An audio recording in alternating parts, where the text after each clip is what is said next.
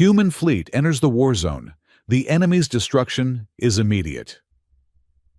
As Admiral Hayes unleashes Operation Thunderclap, a desperate gambit where 40 railgun destroyers and 200 station platforms simultaneously fire over 2,000 kinetic penetrators. This unprecedented barrage tears through the Zolmar fleet like cosmic buckshot, obliterating their command vessel in a blinding explosion that shatters their collective consciousness, turning certain defeat into triumphant victory. The emergency klaxons blared through Zenith Station's command center as holographic displays flickered with crimson warning symbols. Admiral Elena Hayes stood motionless, her weathered hands gripping the tactical table's edge as she studied the battle projections. 60% of the Alliance fleet gone. Thousands of ships and millions of lives extinguished in the cold void of space around Arcturus. Admiral, Zolmar reinforcements approaching the hyperspace threshold, reported Lieutenant Commander Darya Korolev, her voice steady despite the gravity of her words. Numbers exceeding our remaining fleet by approximately 2-1. Hayes nodded, her steel-gray eyes never leaving the tactical display. At 53, she carried the weight of her decades as a test pilot and strategist in the lines etched around her eyes. The Alliance, a coalition of 17 sentient species across 3 galactic sectors, had entrusted her with this final stand. If Arcturus fell, the hyperspace lanes to 3 core worlds would lie exposed. "Time to threshold breach?" Hayes asked. 72 hours, Admiral, replied Korolev. Their advanced scouts are already probing our defensive perimeter. Around the command center, representatives from the Alliance species monitored their stations with varying degrees of visible tension. The azure-skinned Tafari delegation whispered among themselves, their gill flaps pulsating with anxiety. The crystalline Vex ambassador stood motionless, light refracting through its prismatic body in patterns that betrayed concern to those who knew how to read them. Hayes straightened her posture, rolling tension from her shoulders. "Call an emergency council meeting. All fleet commanders. 30 minutes. As the command staff dispersed to execute her orders, Hayes moved to the panoramic viewport overlooking the vast docking arrays of Zenith Station. The massive space platform, nearly the size of Earth's moon, had been constructed as the Alliance's forward command center in the Arcturus system. Below, countless ships moved in coordinated patterns, cruisers receiving repairs, supply vessels transferring cargo, fighter squadrons conducting patrol formations. Most were powered by advanced energy-based propulsion and weapon systems, quantum beam emitters, phase disruptors, plasma cannons, technologies that had defined interstellar warfare for centuries. The same technologies that had proven increasingly ineffective against the rapidly evolving defenses of the Zolmar Empire. Hayes closed her eyes, the memory of her last defeat still raw. The Battle of Arcturus V had been a slaughter. The Zolmar had somehow adapted their shielding to disperse energy weapons with frightening efficiency. Alliance ships had pounded Zolmar vessels with their most powerful energy cannons, only to watch the blast dissipate harmlessly against their hulls. Then came the counterattack, swift, merciless, devastating. "Admiral." The voice pulled Hayes from her thoughts. She turned to find Commander Leon Voss, the senior Tafari naval officer, regarding her with those characteristic multifaceted eyes that seemed to evaluate every micro-expression. "Commander Voss," Hayes acknowledged. "The council gathers," said Voss, his gill flaps rippling in what Hayes had learned to recognize as respectful deference. "But I must ask, what strategy remains to us? The Zolmar adapt to our weapons faster than we can modify them. Perhaps evacuation." "Evacuation means surrender," Hayes cut in. "Surrender means the fall of Arcturus, then Proxima, then Sol. Billions of lives across 17 species." She gestured toward the station below. "Every refugee vessel we send would be pursued and destroyed. Our only path is forward." Voss's outer membrane pulsed with skepticism. Forward against an enemy that renders our most advanced technology obsolete. With respect, Admiral, this is not courage but desperation. Hayes met his gaze. Sometimes, Commander, desperation is the mother of innovation. I'll see you at the council. As Voss departed, Hayes returned her attention to the fleet below. Among the sleek, energy-driven vessels, her eye caught a different class of ship, bulkier, more angular, lacking the luminous engine signatures of the others. Railgun destroyers. Old technology, practically antiques by modern standards. A thought began to form in her mind. Something reckless yet possible. For the first time in weeks, Admiral Elena Hayes felt the faintest spark of hope. The emergency council chamber buzzed with anxious voices as representatives from each alliance species debated options. The circular room, designed to accommodate diverse physiologies, was filled to capacity. Hayes entered, and the conversations dimmed as attention turned to the human admiral. The situation is clear, she began, without preamble, activating the central holographic display. The Zolmar fleet will breach our defensive line within 72 hours. Their numbers are superior, and their adaptive shielding continues to neutralize our energy weapons with increasing efficiency. Then we must withdraw to the inner systems, argued Admiral Thrix, the chitinous Vorti representative. Regroup, develop new countermeasures. There is no time, countered General Sileth of the Crystalline Vex. The Zolmar pursuit would be relentless. We need a decisive engagement. A decisive suicide. You mean, scoffed Commander Voss. Our most powerful ships couldn't penetrate their defenses in the last engagement. Hayes raised a hand, silencing the growing argument. I propose a new strategy, one the Zolmar won't be prepared for because it relies on old technology, not new. She manipulated the holographic controls, bringing up schematics of the human railgun destroyers.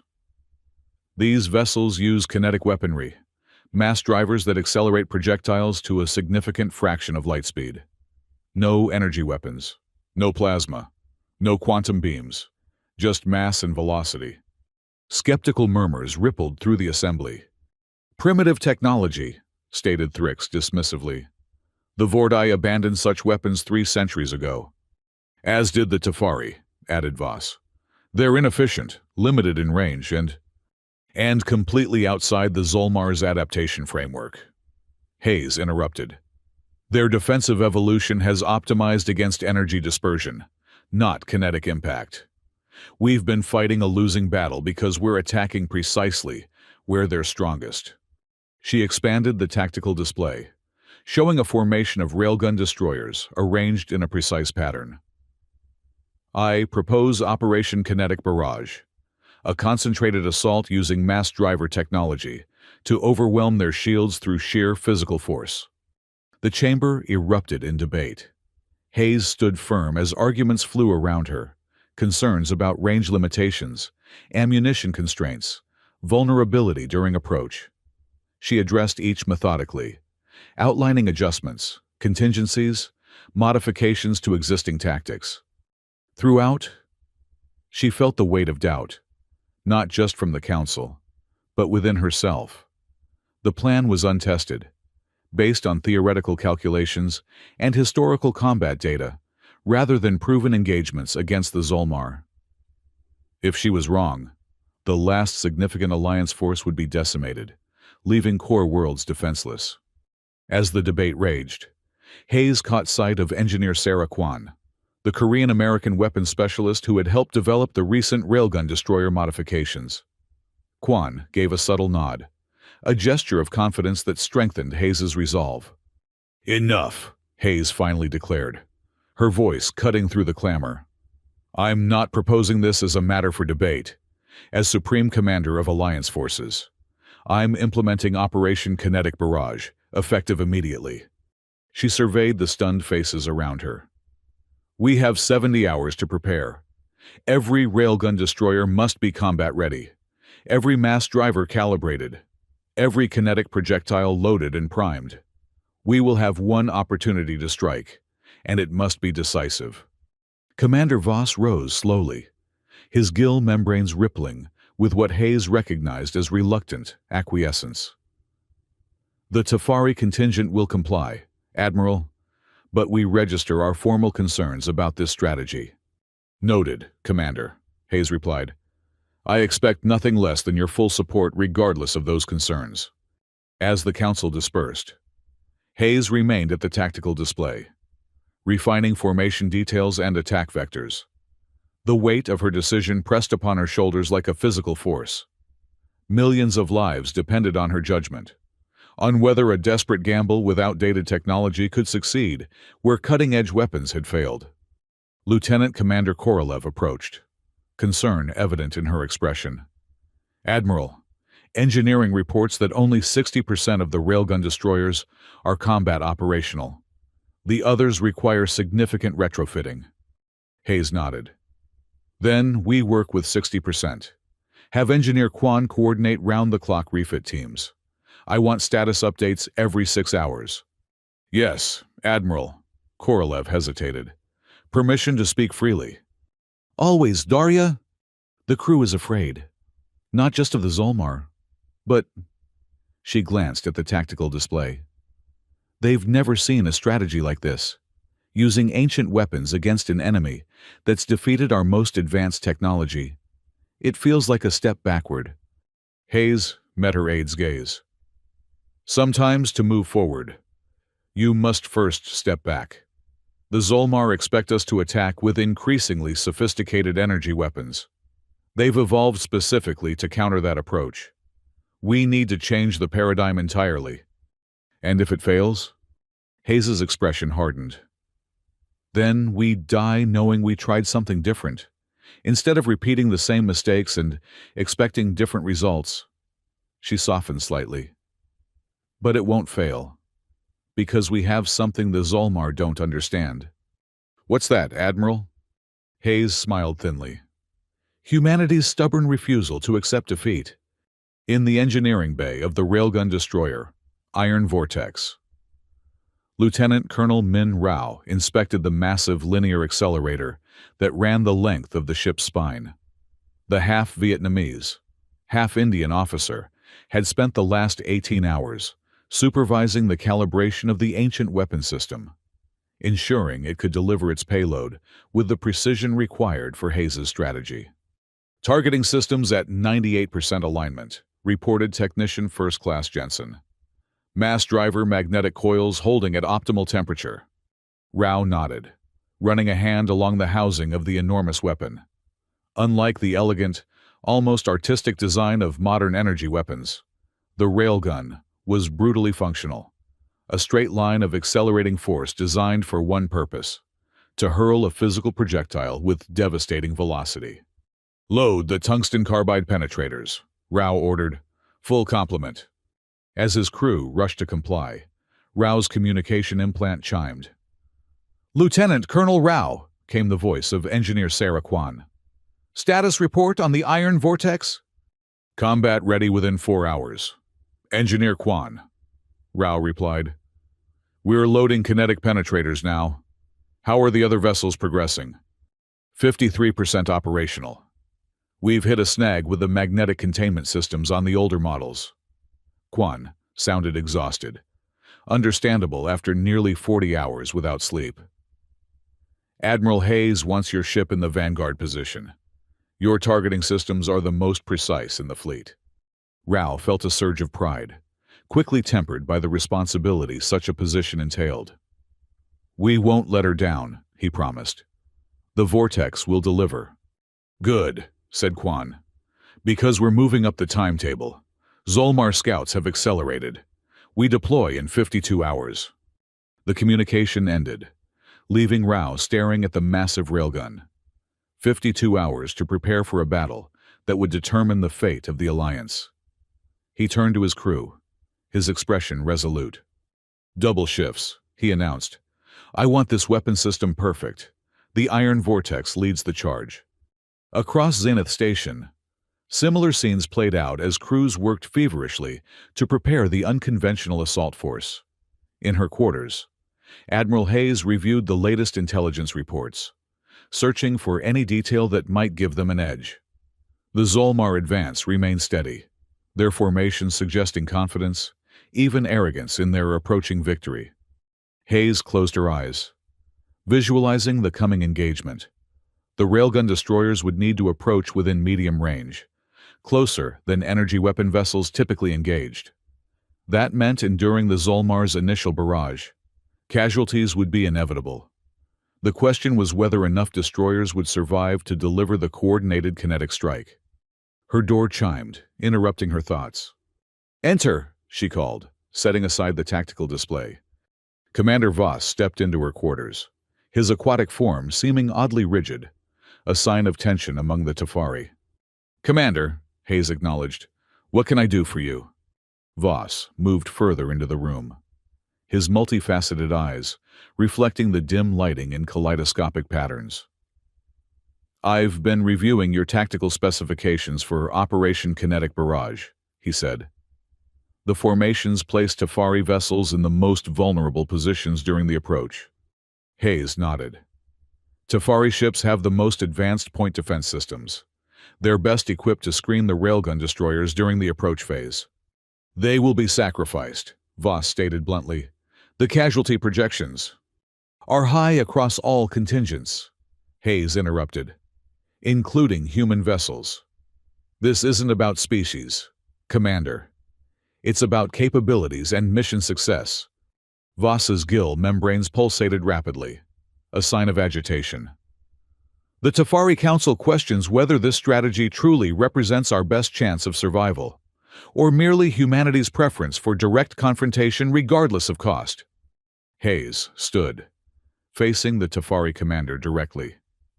"This strategy represents our only chance, Commander, not humanity's, not the Tafari's, the Alliance's. If you have an alternative that doesn't involve surrender or annihilation, I'm eager to hear it." Silence hung between them, heavy with the weight of their shared responsibility. Finally, Voss inclined his head slightly. "My vessels will be in position, Admiral. The Tafari will fulfill their duty to the Alliance." "Thank you, Commander," Hayes replied, genuine gratitude in her voice. "We need every ship, every species working in concert if we're to have any hope." After Voss departed, Hayes returned to the tactical display, making minute adjustments to formation patterns and approach vectors. Despite her confidence before the commander, doubt gnawed at her resolve. The human railgun destroyers were ancient technology pressed into desperate service. Many had been hastily retrofitted, their crews unfamiliar with kinetic combat tactics that hadn't been employed in generations. Yet, somewhere in that doubt, a stubborn spark of hope remained. The Zolmar had adapted to every energy weapon in the Alliance arsenal, their defenses evolving with frightening speed to neutralize each new development. But they hadn't faced massed kinetic weapons in centuries. Their adaptive capabilities, while formidable, required exposure to a threat before they could counter it. One chance, one coordinated strike with a technology so old it had become new again. Hayes closed the tactical display and moved to her viewport, gazing out at the vast expanse of space beyond Zenith Station. Somewhere out there, the Zolmar fleet approached, confident in their inevitable victory. They expected to face desperate Alliance forces, clinging to increasingly futile energy weapon technology. Instead, they would face humanity's oldest form of warfare, the simple, devastating impact of mass in motion. 48 hours later, the Alliance fleet moved into position within the asteroid belt surrounding Arcturus V. The massive debris field provided some cover for their approach, though navigating through the tumbling rocks added another layer of complexity to an already precarious operation. Aboard the command cruiser, Adamant, Admiral Hayes monitored the deployment from the tactical center.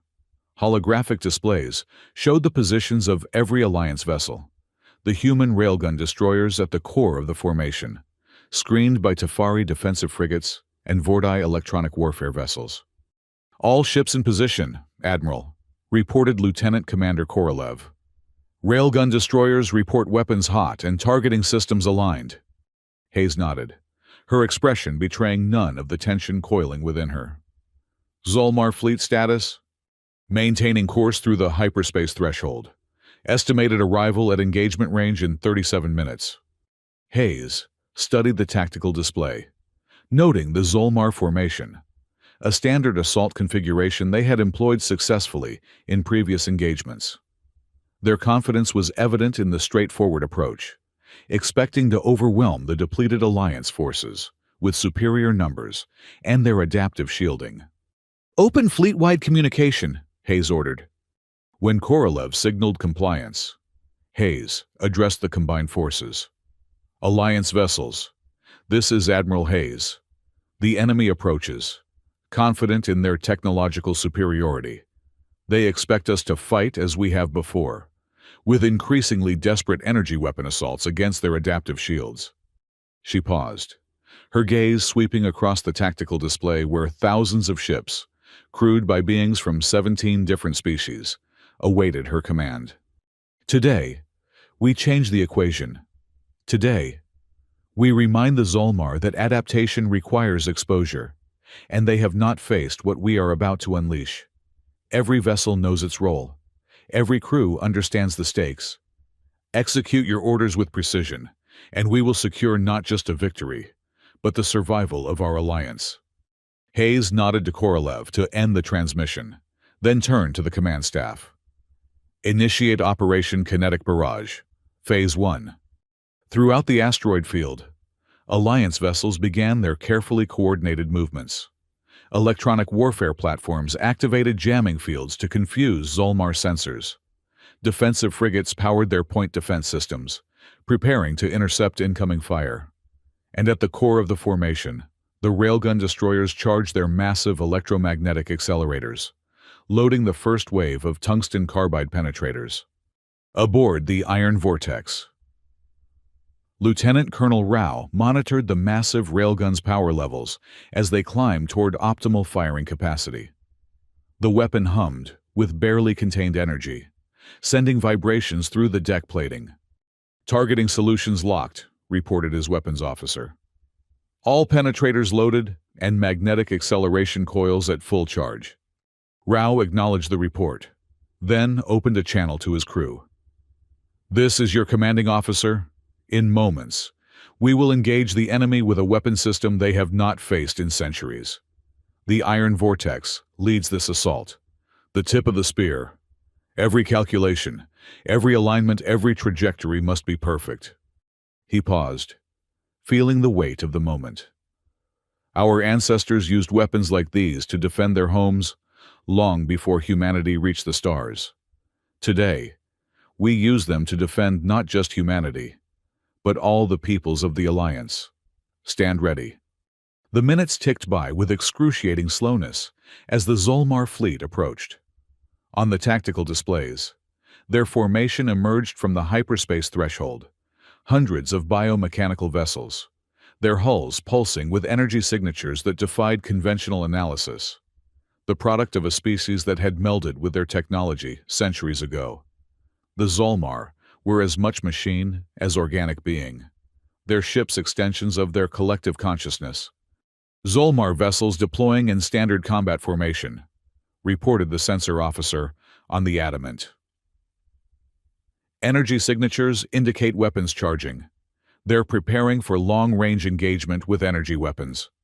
Hayes nodded, unsurprised. "They're following their established pattern. Order all vessels to maintain position behind the asteroid screen. Let them come to us." Minutes passed as the Zolmar fleet advanced, evidently confident enough to move directly into what they must have recognized as a potential ambush zone.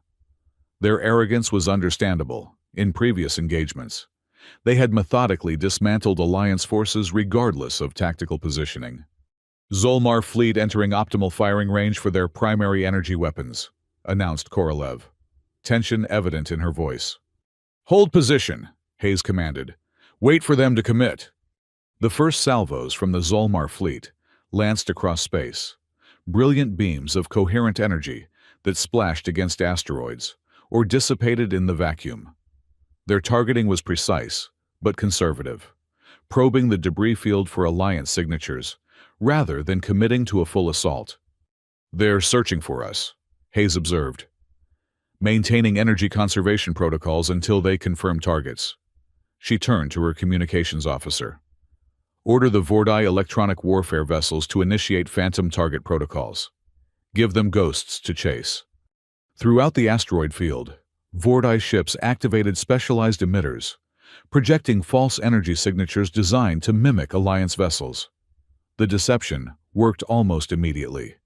Zolmar weapons fire increased dramatically, focusing on the phantom targets while the actual Alliance fleet remained concealed. "Zolmar advance continuing," reported Korolev. "They'll clear the primary asteroid screen in 3 minutes." Hayes nodded, her eyes never leaving the tactical display. "Prepare all railgun destroyers for synchronized firing sequence.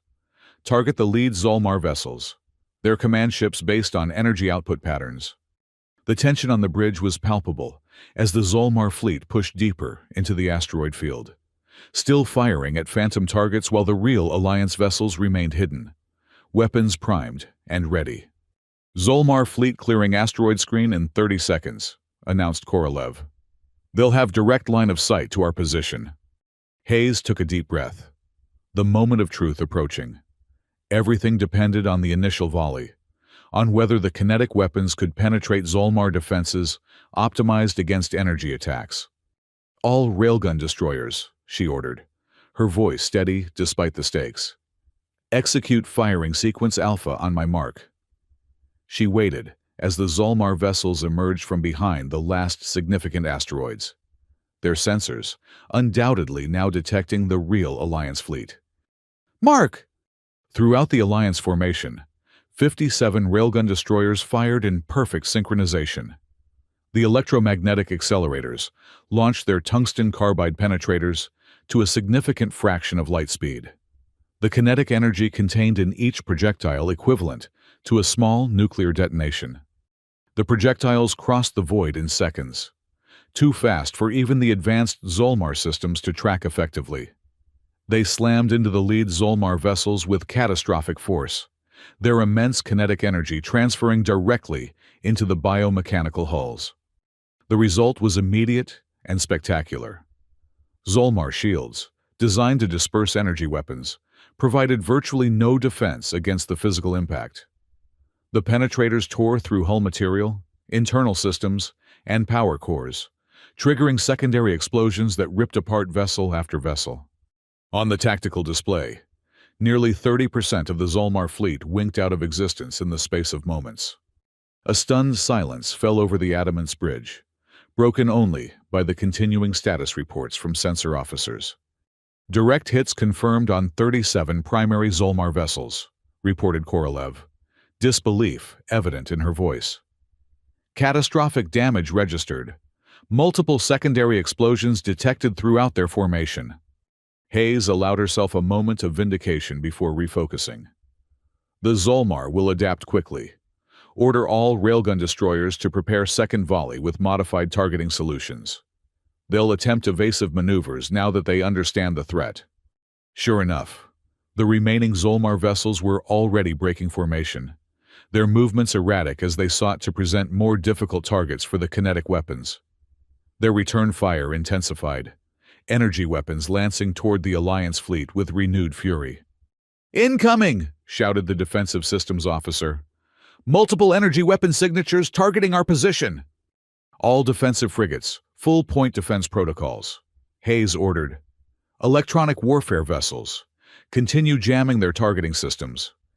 The space between the fleets erupted in a chaotic light show as Zolmar energy beams collided with Alliance defensive countermeasures. Some penetrated the screen, striking Alliance vessels with devastating effect. 2 railgun destroyers exploded under the barrage, their ammunition stores detonating in secondary explosions. "We've lost the Thunderchild and Harrington," reported Korolev grimly. 3 Tafari defensive frigates reporting critical damage.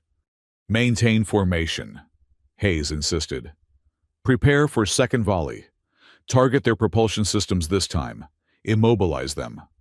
As the Alliance fleet readied its second assault, Hayes noticed a disturbing development on the tactical display. The remaining Zolmar vessels were rapidly adjusting their defensive configurations, rerouting power, and reconfiguring their shield geometries. "They're adapting," she murmured, then raised her voice.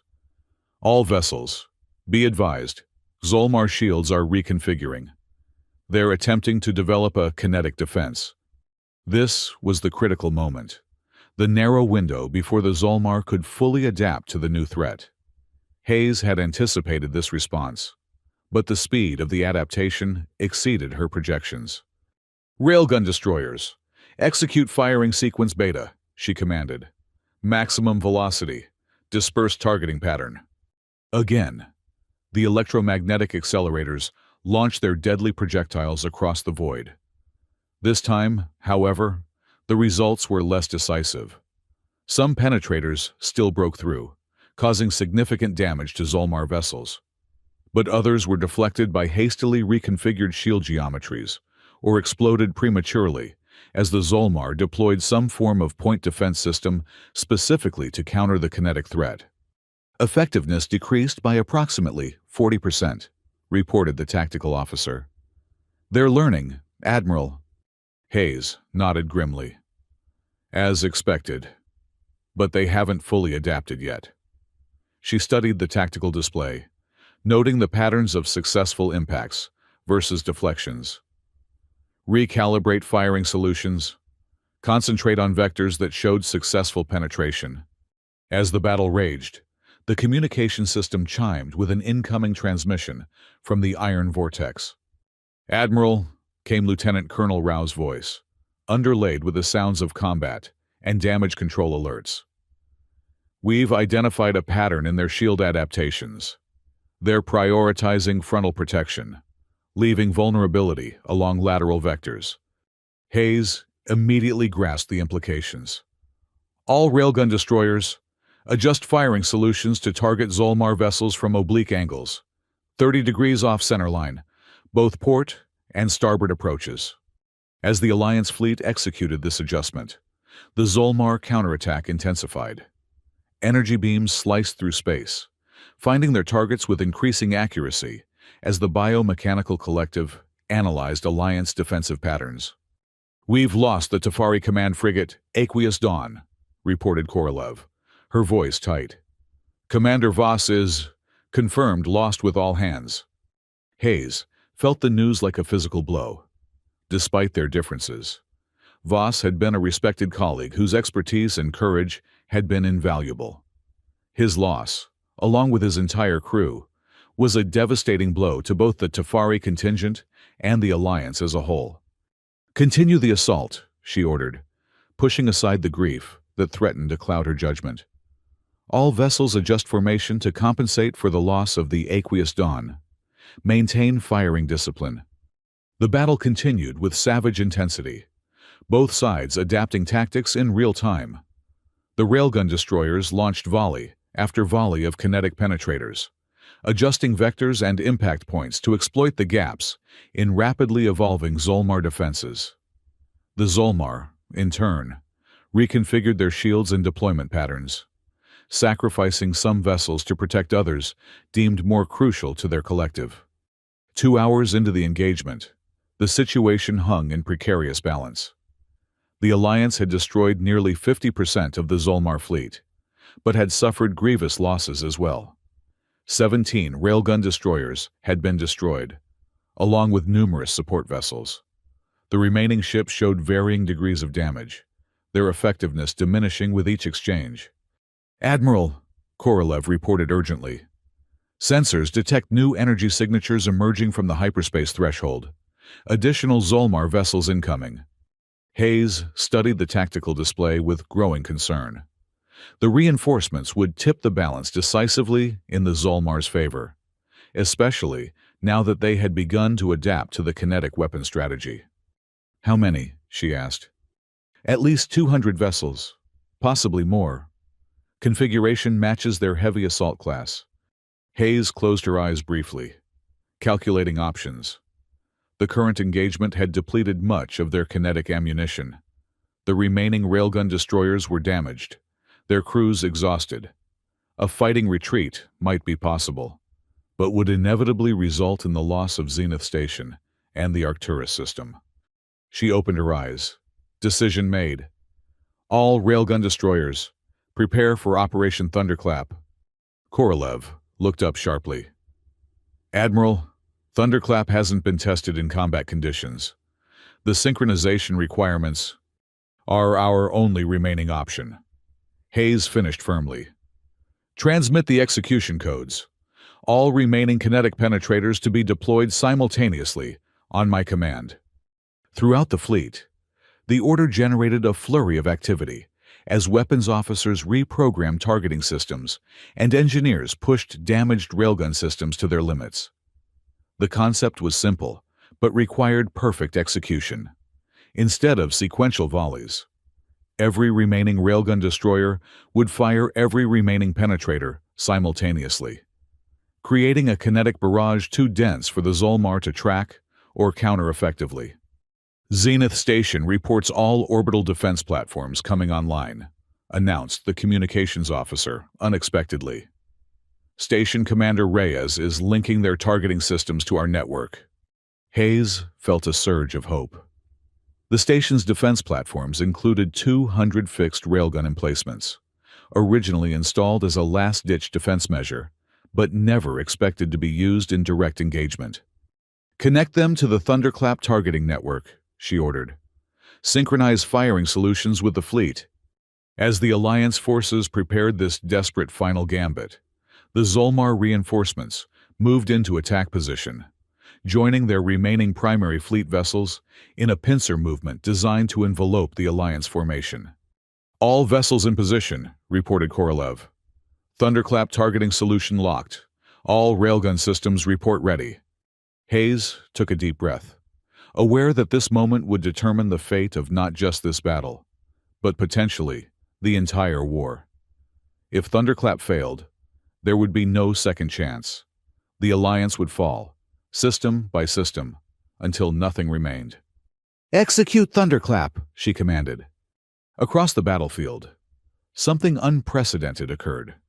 40 railgun destroyers and 200 station-based railgun platforms fired simultaneously, launching over 2,000 kinetic penetrators in a single, synchronized barrage. The massive energy discharge temporarily overloaded sensors throughout the combat zone, creating a blinding electromagnetic pulse that spread outward from the Alliance fleet. When the sensors recovered seconds later, the tactical display revealed a scene of absolute devastation. The kinetic barrage had torn through the Zolmar fleet like a cosmic shotgun blast. The penetrators' paths forming a web of destruction that left nothing intact in their wake. Biomechanical vessels shattered into fragments, their adaptive systems having no time to analyze or counter the overwhelming assault. At the center of the Zolmar formation, their command vessel, the massive Dread Nova, suffered multiple direct hits to its central core. The resulting explosion blossomed into a miniature sun, its brilliance temporarily overwhelming even the filtered viewports of the Alliance vessels. When the light faded, nothing remained of the Dread Nova but dispersing particles. Zolmar fleet status? Hayes demanded, scarcely believing what the tactical display was showing. 85% destroyed or disabled, reported Korolev, her voice trembling with barely contained emotion.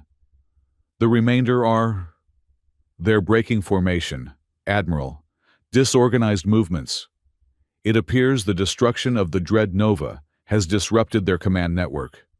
Hayes allowed herself a moment to process this information. The Zolmar operated as a collective consciousness, their vessels extensions of a unified will. The destruction of their command node had evidently severed that connection, leaving the surviving vessels operating independently, something they were never designed to do. The reinforcements? She asked. Halted at the outer perimeter. Admiral, they're reversing course, returning to the hyperspace threshold. A cheer erupted across the Adamant's bridge, quickly echoed throughout the fleet as the news spread. Hayes raised a hand, acknowledging the moment, but maintaining her focus. "Maintain battle readiness," she ordered. "The Zolmar may regroup. Defensive positions around Zenith Station, and prepare recovery operations for damaged vessels." As the Alliance fleet executed these orders, a new contact appeared on the long-range sensors, approaching rapidly from the direction of the inner system. "Unknown vessels approaching," reported the sensor officer. "Energy signatures? Alliance configurations. It's the Epsilon fleet. Admiral, they've broken through from the Proxima blockade." This announcement brought a second, even more jubilant reaction from the crew. The Epsilon fleet, thought lost when the Proxima system fell to Zolmar control months earlier, had somehow survived and fought their way back to Alliance space. "Open communications," Hayes ordered, a genuine smile breaking through her professional demeanor for the first time in weeks. The main view screen activated, revealing the weathered face of Admiral Khatri, commander of the Epsilon fleet. "Admiral Hayes," he greeted, his expression one of weary triumph. "It seems we've arrived just in time to witness history. The Zolmar in retreat, something I never thought I'd live to see." "Your timing is impeccable, Admiral Khatri," Hayes replied, "though I'm more interested in how you escaped Proxima. We received reports of total Alliance defeat in that sector." Khatri's expression turned grim. "Nearly total. Yes. We were forced to abandon the colonies, but managed to extract almost 60% of the civilian population. We've been fighting a guerrilla campaign against Zolmar supply lines for months, waiting for an opportunity to break back through to Alliance space." "And now you have," Hayes acknowledged. "Your fleet is most welcome. We've dealt the Zolmar a significant blow here, but we'll need every ship for what comes next." "My vessels are at the Alliance's disposal," Khatri affirmed. "Though from what I've just witnessed, it seems humanity has rediscovered its talent for the unexpected. Kinetic weapons against adaptive shields, brilliant in its simplicity." Hayes nodded. "Sometimes the old ways are the best ways, Admiral, especially when your enemy has forgotten how to defend against them." As the conversation concluded, Hayes turned her attention to the aftermath of battle. The Alliance fleet had suffered heavy losses, nearly 40% of vessels destroyed or disabled beyond immediate repair. Among the casualties was Commander Voss and his crew, along with thousands of others from across the 17 Alliance species. Yet they had achieved what many had thought impossible: a decisive victory against the seemingly unstoppable Zolmar advance. The Arcturus system was secure, and with it, the vital hyperspace lanes to the core worlds. "Begin recovery operations," Hayes ordered. "Priority to damaged vessels with surviving crew. Then salvage what we can from the destroyed ships, especially the railgun technology. We'll need to manufacture more penetrators as quickly as possible." As the Alliance fleet executed these orders, Hayes retreated to her ready room, adjacent to the bridge. For the first time in days, she allowed herself to feel the full weight of exhaustion that had been building throughout the campaign. She slumped into her chair, closing her eyes briefly. A chime at the door interrupted her moment of respite. "Enter," she called, straightening her posture. Engineer Sarah Kwan stepped into the room, her uniform bearing the marks of emergency repairs and close-quarters engineering work. "Admiral," she greeted, fatigue evident in her voice. "I've completed the preliminary assessment of our remaining railgun destroyers. 16 are combat-capable with minimal repairs. Another 12 will require extensive refitting, but can be operational within 2 weeks." Hayes nodded. "And ammunition stores?" "Depleted," Kwan admitted. "We expended nearly 95% of our kinetic penetrators during the engagement. Zenith Station has manufacturing facilities, but they were designed for energy weapon components, not solid projectiles. Then we adapt them," Hayes stated firmly, "the same way we adapted our tactics. Have your engineering teams draw up conversion plans immediately?" Kwan hesitated. "There's something else, Admiral. We've been analyzing the data from the final thunderclap barrage. The simultaneous impact of multiple penetrators created a unique energy dispersion effect in the Zolmar vessels, something we didn't anticipate. Hayes leaned forward. What kind of effect? A cascading failure in their biomechanical interfaces, Quan explained.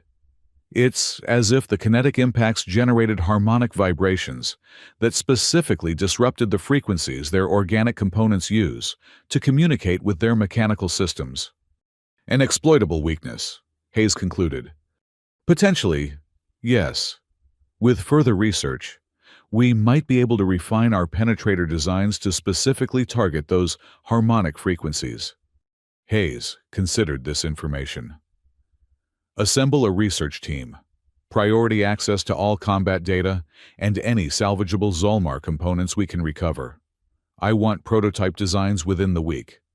After Quan departed, Hayes returned to the bridge, where Lieutenant Commander Korolev was coordinating the recovery operations.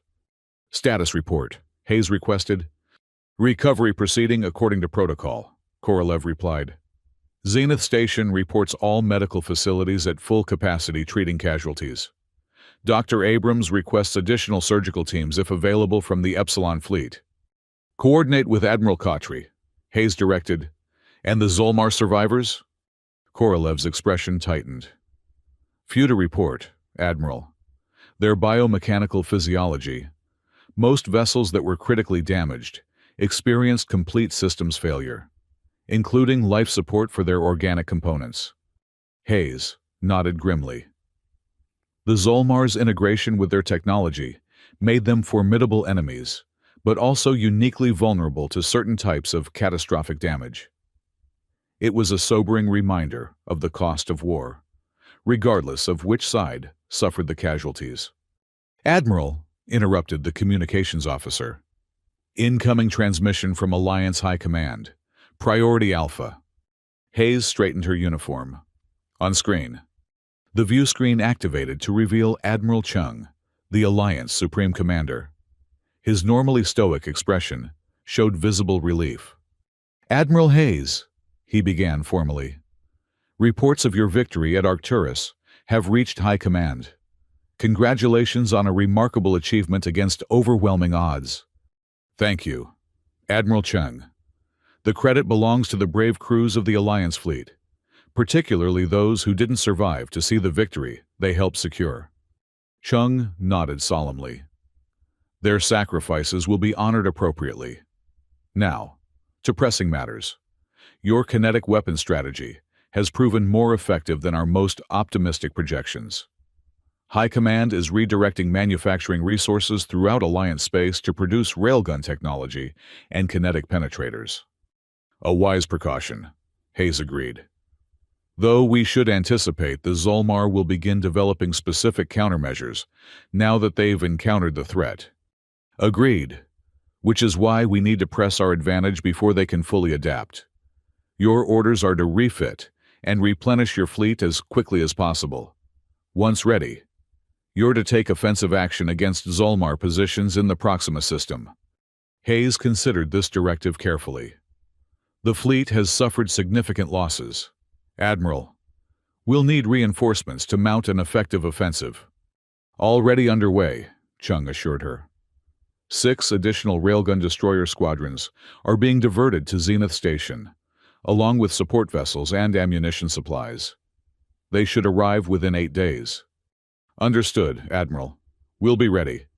After the transmission ended, Hayes returned to the tactical display, studying the star chart of surrounding systems. The victory at Arcturus had created an unexpected opportunity, a chance to take the offensive against an enemy that had, until now, seemed unstoppable. Lieutenant Commander, she said to Korolev, draft orders for the formation of a new specialized unit. Kinetic Strike Force. Core composition to be railgun destroyers with appropriate support vessels. Yes, Admiral. Command structure? Hayes considered briefly. Lieutenant Colonel Rao to serve as operational commander.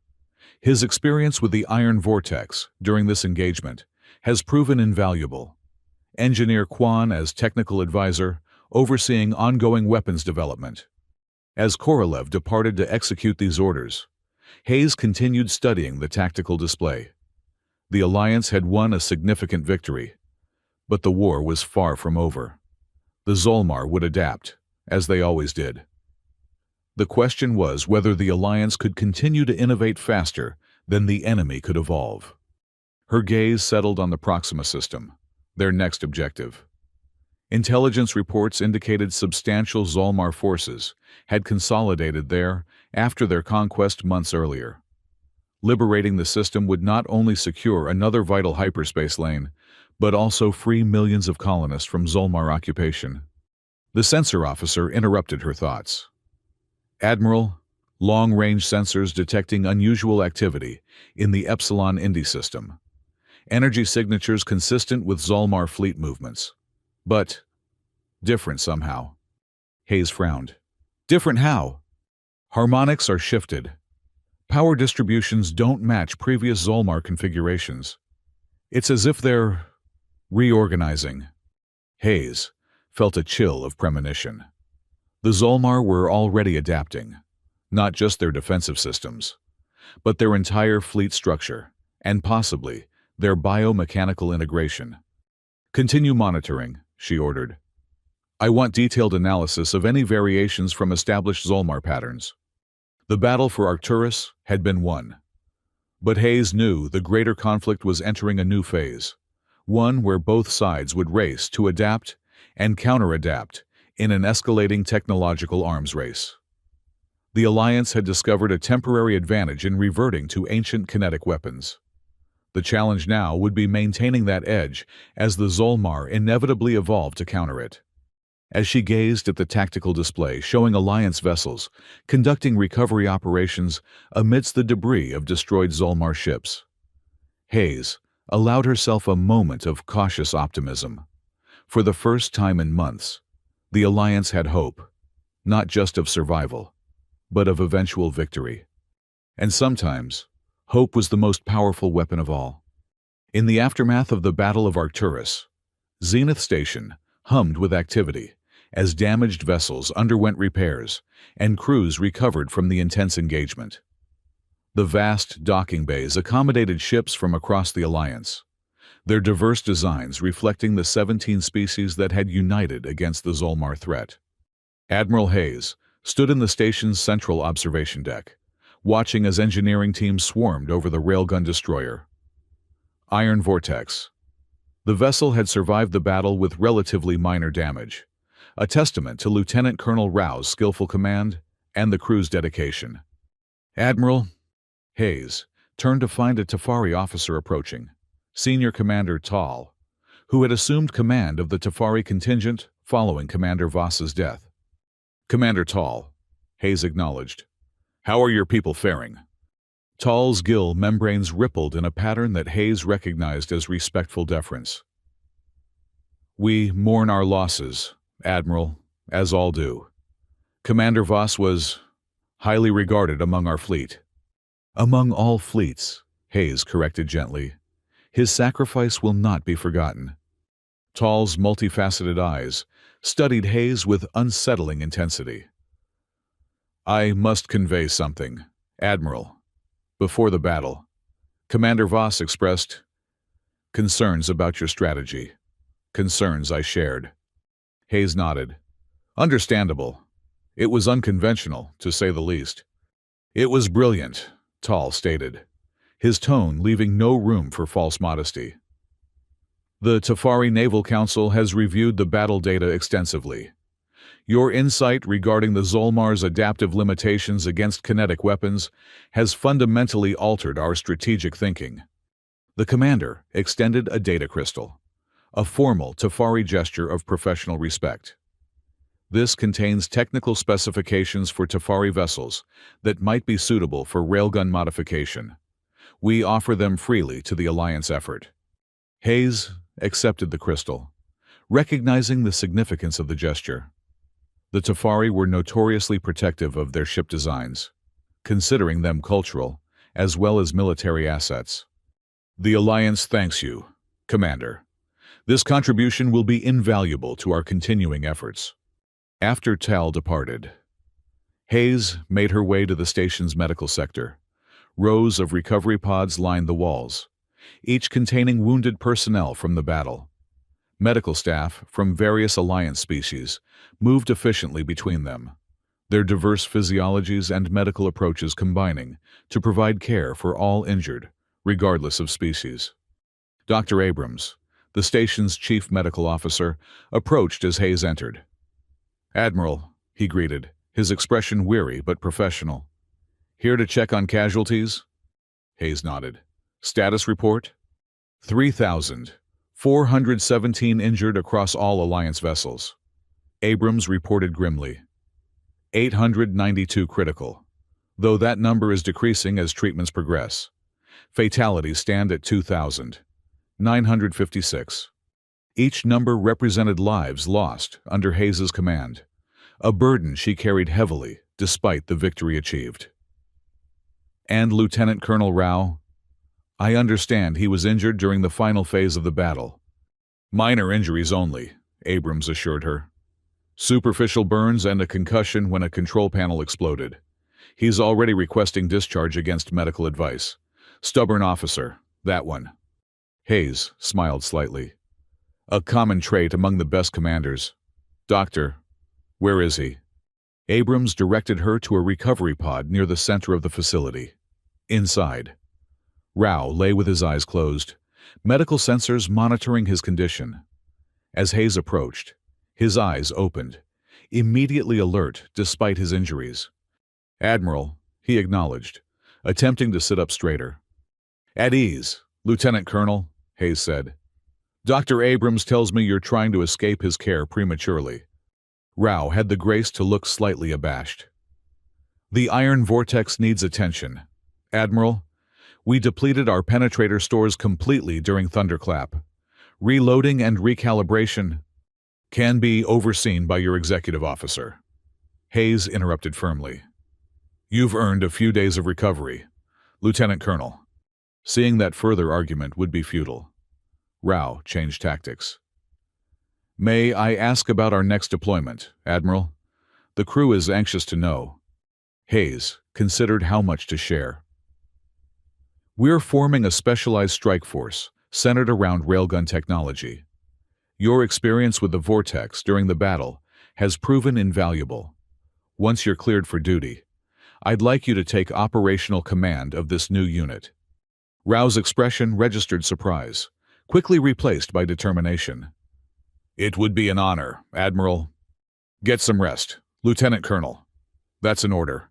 There will be plenty of fighting ahead." As Hayes departed the medical facility, her communication implant chimed with an incoming message from Lieutenant Commander Korolev. "Admiral, Engineering Chief Kwan requests your presence in Research Lab 7. She says it's urgent." "On my way," Hayes replied, redirecting toward the station's research sector. She found Engineer Kwan in a laboratory surrounded by holographic displays, showing various aspects of Zolmar technology. Scattered across workbenches were salvaged components from destroyed enemy vessels, the biomechanical interfaces that allowed the Zolmar to integrate directly with their ships. "Engineer Kwan," Hayes greeted. "You've made progress?" Kwan looked up, dark circles under her eyes, suggesting she hadn't slept since the battle ended. "Admiral, we've been analyzing the combat data from Thunderclap, particularly the harmonic disruption effect I mentioned earlier." She manipulated the holographic controls, bringing up a simulation of a kinetic penetrator striking a Zolmar vessel.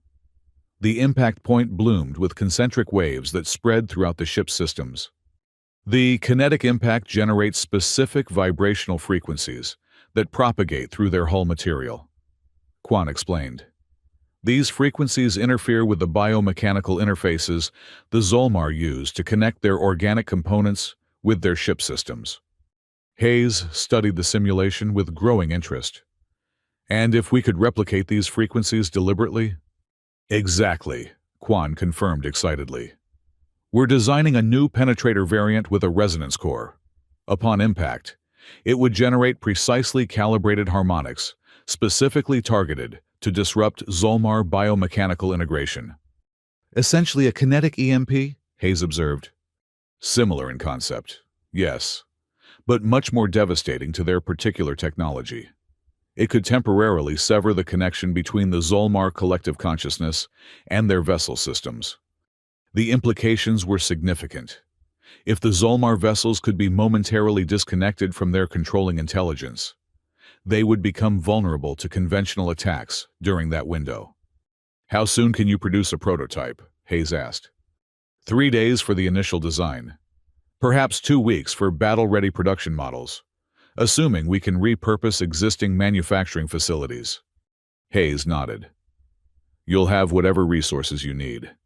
This could be the edge we need for the Proxima offensive." As they discussed the technical details, Hayes's attention was drawn to another holographic display, showing unusual energy patterns. "What's this?" she asked, gesturing toward the display. Quan's expression turned more serious. "That's what I actually called you here to see. Admiral, we've been analyzing the long-range sensor data from the Epsilon Indi system. The unusual Zolmar activity?" She expanded the display, showing complex energy signatures that pulsed with an unsettling rhythm. "They're not just reorganizing their fleet. They're fundamentally altering their biomechanical integration patterns. It appears they're attempting to develop some form of distributed consciousness network, one that wouldn't be vulnerable to the loss of a central command node, like the Dread Nova." Hayes studied the data with growing concern. "How long before they complete this adaptation?" "Based on the rate of change we're observing, 2 weeks, perhaps 3. Which means our window of opportunity with the current kinetic strategy is limited." Hayes concluded. "We need to strike while the advantage is still ours." She straightened. Decision made. "Accelerate production of both standard penetrators and your resonance variants. I want the kinetic strike force ready to deploy to Proxima within 10 days. 10 days? Quan looked alarmed. "Admiral, that's barely enough time to—" "It's all the time we have," Hayes interrupted firmly. "The Zolmar won't give us more." As Hayes departed the laboratory, her mind raced with the implications of what she'd learned. The victory at Arcturus had been significant, but the Zolmar were already adapting, evolving their very nature to counter the Alliance's new strategy. It was a sobering reminder that in this war, no advantage would remain permanent. The next days passed in a blur of activity, as Zenith Station transformed into a manufacturing hub for railgun technology. Engineering teams worked around the clock, converting energy weapon production facilities to create kinetic penetrators and resonance cores. Training simulators ran continuously as crews from throughout the Alliance learned the fundamentals of kinetic combat tactics. 8 days after the Battle of Arcturus, the promised reinforcements arrived. 6 squadrons of railgun destroyers diverted from other sectors, along with support vessels and ammunition supplies. With their arrival, the newly formed Kinetic Strike Force took shape, a specialized fleet designed around the principles that had proven so effective against the Zolmar. In the station's main briefing chamber, Admiral Hayes addressed the assembled commanders of this new force. The room contained a diverse gathering: humans, Tefari, Vordai, and representatives from the other Alliance species, all united by the common purpose of taking the fight to the enemy. "The Battle of Arcturus has given us something we haven't had in months," Hayes began. "A viable strategy against an enemy that had previously seemed unstoppable. But make no mistake, this advantage is temporary.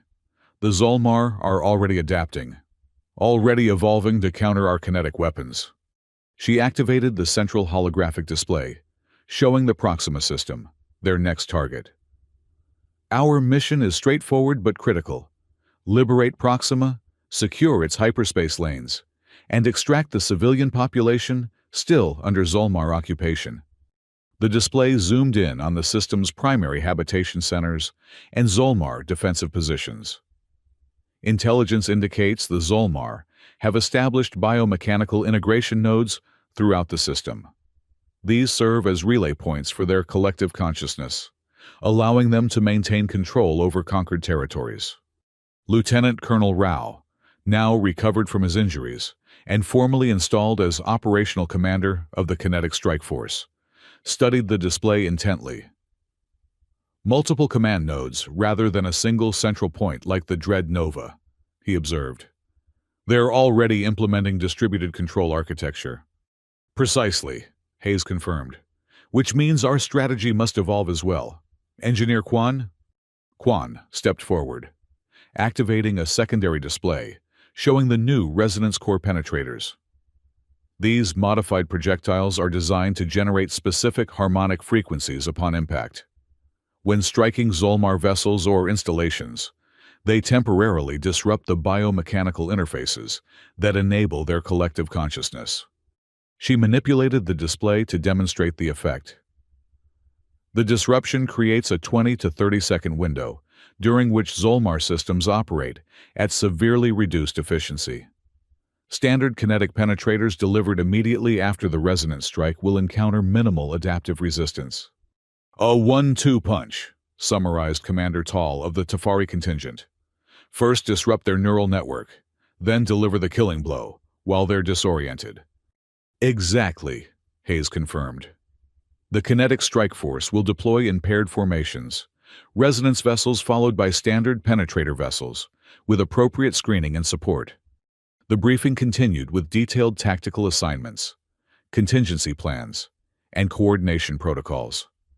Throughout, Hayes observed the interactions between commanders of different species, the mutual respect and collaborative spirit that had been strengthened by their shared victory at Arcturus. As the session concluded, Hayes addressed a final, critical point. Intelligence reports suggest the Zolmar are accelerating their evolutionary adaptations in response to our kinetic strategy. Our window of opportunity is narrowing daily. We deploy in 36 hours, whether all vessels and crews are fully ready or not. This announcement generated murmurs throughout the chamber, but no outright objections. Every commander present understood the strategic necessity of striking quickly, even if it meant accepting additional risks. Prepare your vessels and crews, Hayes concluded. This is our chance to take the offensive, to show the Zolmar that the Alliance is not merely fighting for survival, but for victory. As the commanders dispersed to execute their preparations, Hayes remained at the tactical display, studying the Proxima system. The liberation of this single system wouldn't end the war, but it would demonstrate that the Zolmar could be driven back, that territories lost to their advance could be reclaimed. Lieutenant Commander Korolev approached, datapad in hand. Final personnel assignments for your approval, Admiral. Hayes reviewed the listings, noting the careful integration of crew members from different Alliance species throughout the fleet. What had begun as a human tactical innovation had evolved into a truly collaborative effort, drawing on the strengths and expertise of all Alliance members. Approved, she said, returning the datapad. And the resonance core production? Engineer Quan reports 83% of projected inventory completed. The remainder will be finished before deployment. Hayes nodded, satisfied with the progress despite the compressed timeline. And the long-range sensor data from Epsilon Indi. Korolev's expression tightened. Concerning, Admiral. The Zolmar adaptation continues to accelerate. Energy signatures suggest they're implementing distributed consciousness architecture, even faster than our initial projections. Then we move faster still, Hayes stated firmly. Advanced deployment to 24 hours from now. All vessels, all personnel. Admiral, some of the support ships won't have completed their retrofitting by then. They'll complete it en route if necessary. We cannot afford to wait. Hayes turned fully to face her aide. The Battle of Arcturus showed us that the Zolmar can be defeated. Daria. But it also confirmed what we've always known about them. They adapt. They evolve. They overcome.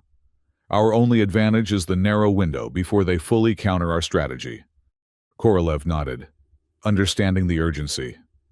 I'll issue the revised deployment orders immediately. As the final preparations accelerated throughout Zenith Station, Hayes made a point of visiting as many vessels as possible, speaking with crews, answering questions, reinforcing the importance of their mission.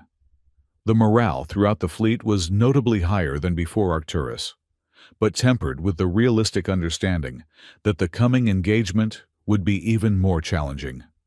Aboard the Iron Vortex, Hayes found Lieutenant Colonel Rao overseeing the loading of the new resonance core penetrators. The massive projectiles, each the size of a ground vehicle, were being carefully positioned in the ship's magazine by automated handling systems. "Admiral on deck," announced the deck officer as Hayes entered, causing the engineering crew to snap to attention. "As you were," Hayes directed, approaching Rao. "Progress report, Lieutenant Colonel." "Resonance cores loading on schedule." "Admiral," Rao replied. "Targeting systems recalibrated for the modified ballistics. We're combat ready." Hayes nodded, studying the gleaming penetrators as they moved along the loading track. Each represented a significant investment of resources and engineering expertise, and potentially, lives saved in the coming battle.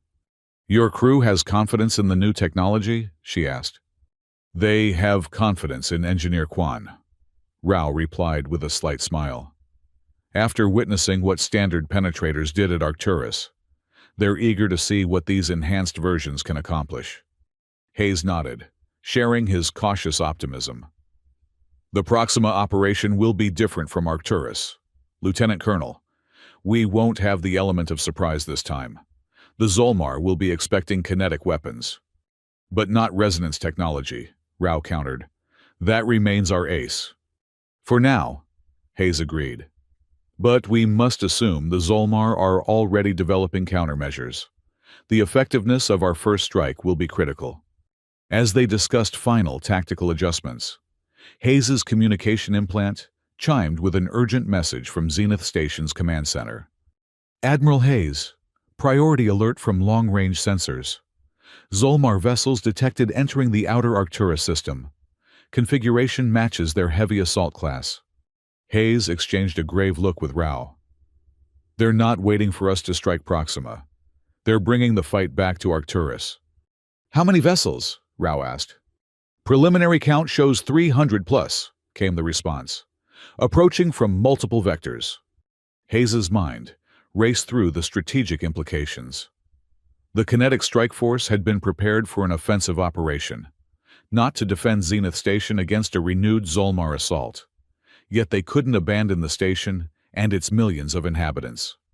"Sound general quarters throughout the fleet," she ordered. "All vessels to combat readiness. The Proxima operation is postponed." As alarm klaxons blared throughout the Iron Vortex and across the fleet, Hayes returned to the station's command center at full speed. The tactical display confirmed her fears. A massive Zolmar fleet approaching in a multi-pronged assault formation designed to overwhelm Zenith Station's defenses from multiple angles simultaneously. "Time to engagement," she demanded as she entered. 4 hours at current approach vector," replied the tactical officer. "They're moving cautiously, maintaining formation integrity." Hayes studied the display, noting the distribution and configuration of the approaching vessels. Unlike previous Zolmar fleets, this one showed a distinctly different organizational structure. Smaller groupings with what appeared to be redundant command nodes rather than a single, centralized vessel. "They've already implemented the distributed consciousness architecture," she observed grimly. "Faster than we anticipated." Engineer Kwan, who had joined the command staff, nodded in agreement. "The energy signatures confirm it. Each subgroup appears capable of autonomous operation while remaining connected to the collective. Which means destroying any single vessel, even a command node, won't disrupt their operations as it did at Arcturus." Hayes concluded. "But the resonance cores might," Kwan suggested. "If deployed strategically across multiple groups simultaneously, they could temporarily fragment the collective consciousness." Hayes considered this possibility. "How many resonance penetrators do we currently have loaded and ready?" 167 across all vessels," reported the logistics officer. "With another 92 in final assembly? Not enough for a simultaneous strike against all approaching groups," Hayes calculated. We'll need to prioritize targets. As the command staff developed response strategies, Admiral Khatri of the Epsilon Fleet joined them via secure communication. Admiral Hayes, my vessels are moving to support defensive positions around Zenith Station. What are your orders? Form a perimeter at the station's outer defensive ring, Hayes directed. Your energy weapon vessels will provide screening for our railgun destroyers during their approach and targeting runs. Khatri acknowledged the order, adding, my technical staff has been reviewing the specifications for your resonance technology. Several of our vessels could be quickly modified to carry similar projectiles. Coordinate with Engineer Kwan immediately, Hayes authorized. We need every available platform capable of delivering these weapons.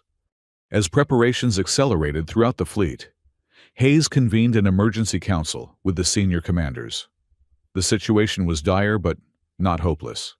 The Alliance forces were better prepared than during the previous Zolmar assault, with proven kinetic weapons and the new resonance technology. Our primary advantage is that the Zolmar haven't directly encountered the resonance cores yet, Hayes explained to the assembled officers. They've undoubtedly adapted to standard kinetic penetrators, but the harmonic disruption effect will be unknown to them until they experience it. Which means our first strike must be decisive, added Lieutenant Colonel Rao. Maximum deployment of resonance cores across all target groups simultaneously. Hayes nodded. Precisely. We'll organize in 3-stage assault waves. First wave, resonance core deployment to disrupt their collective consciousness. Second wave, standard penetrator barrage while they're disoriented.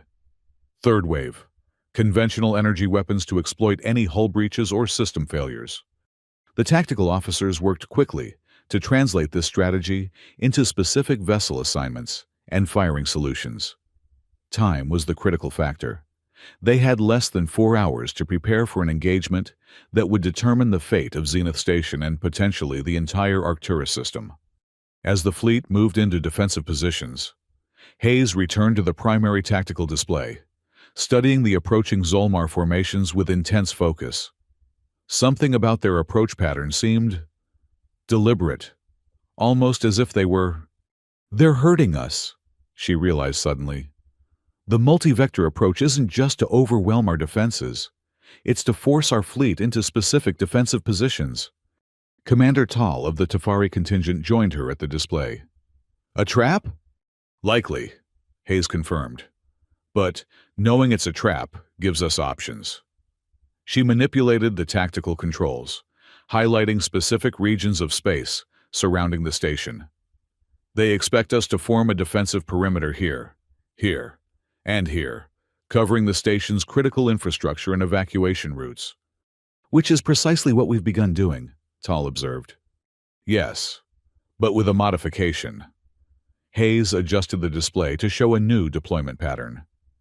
We'll maintain the expected defensive screen, but position our resonance-equipped vessels here, in an echelon formation offset from the primary defense line.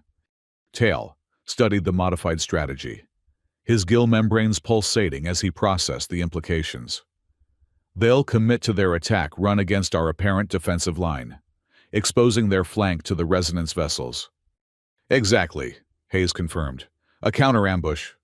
As the revised orders were transmitted throughout the fleet, Hayes felt the familiar tension that preceded major engagements, the crystallized focus, the hyper-awareness of every detail, the weight of responsibility for thousands of lives under her command. The Zolmar fleet continued its inexorable approach. Now less than 2 hours from engagement range, long-range sensors provided increasingly detailed information about their configuration and capabilities. As suspected, they had adapted their defenses specifically to counter kinetic weapons, reinforced hull geometries, distributed shield emitters, and what appeared to be some form of point defense system designed to fragment incoming projectiles. They've been busy, observed Engineer Kwan grimly as she reviewed the sensor data. Those defense adaptations are remarkably sophisticated for the time frame. The advantage of a collective consciousness, Hayes replied. They don't research sequentially as we do.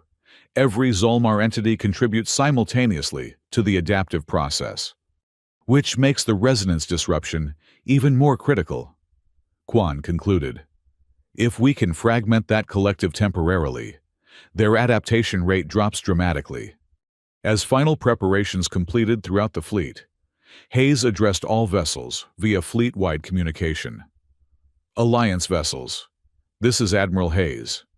The enemy approaches Zenith Station once again. Confident that they've countered our kinetic strategy, they expect us to fight a defensive battle on their terms. She paused, allowing her words to reach every crew member throughout the fleet. Instead, we will seize the initiative. Our resonance technology represents more than just a weapon. It strikes at the very foundation of Zolmar consciousness. When deployed, it will create a window of opportunity measured in seconds. Those seconds will determine the outcome of this engagement. Hayes surveyed the command center, meeting the eyes of her staff, human and non-human alike. Every vessel knows its role. Every crew understands the stakes. Execute your orders with precision, and we will secure not just the defense of Zenith Station, but our continued path toward victory. As the communication ended, Hayes turned to Lieutenant Commander Korolev. Status of civilian evacuation protocols? Emergency shelters at 70% capacity, Korolev reported. Non-essential personnel moved to the station's core sections. Medical facilities prepped for casualties. Hayes nodded, satisfied that all possible precautions had been taken to protect Zenith Station's civilian population. Now, all that remained was to meet the enemy's advance with every resource at their disposal. All vessels report combat ready.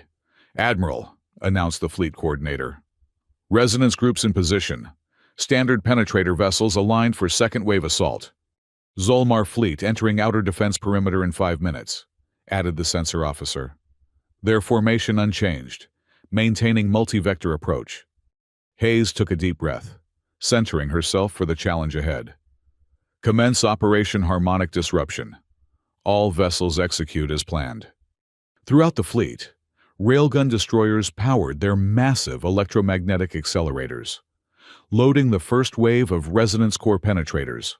Support vessels moved into screening positions, their energy weapon arrays charged and ready to intercept any Zolmar vessels that broke through the defensive line.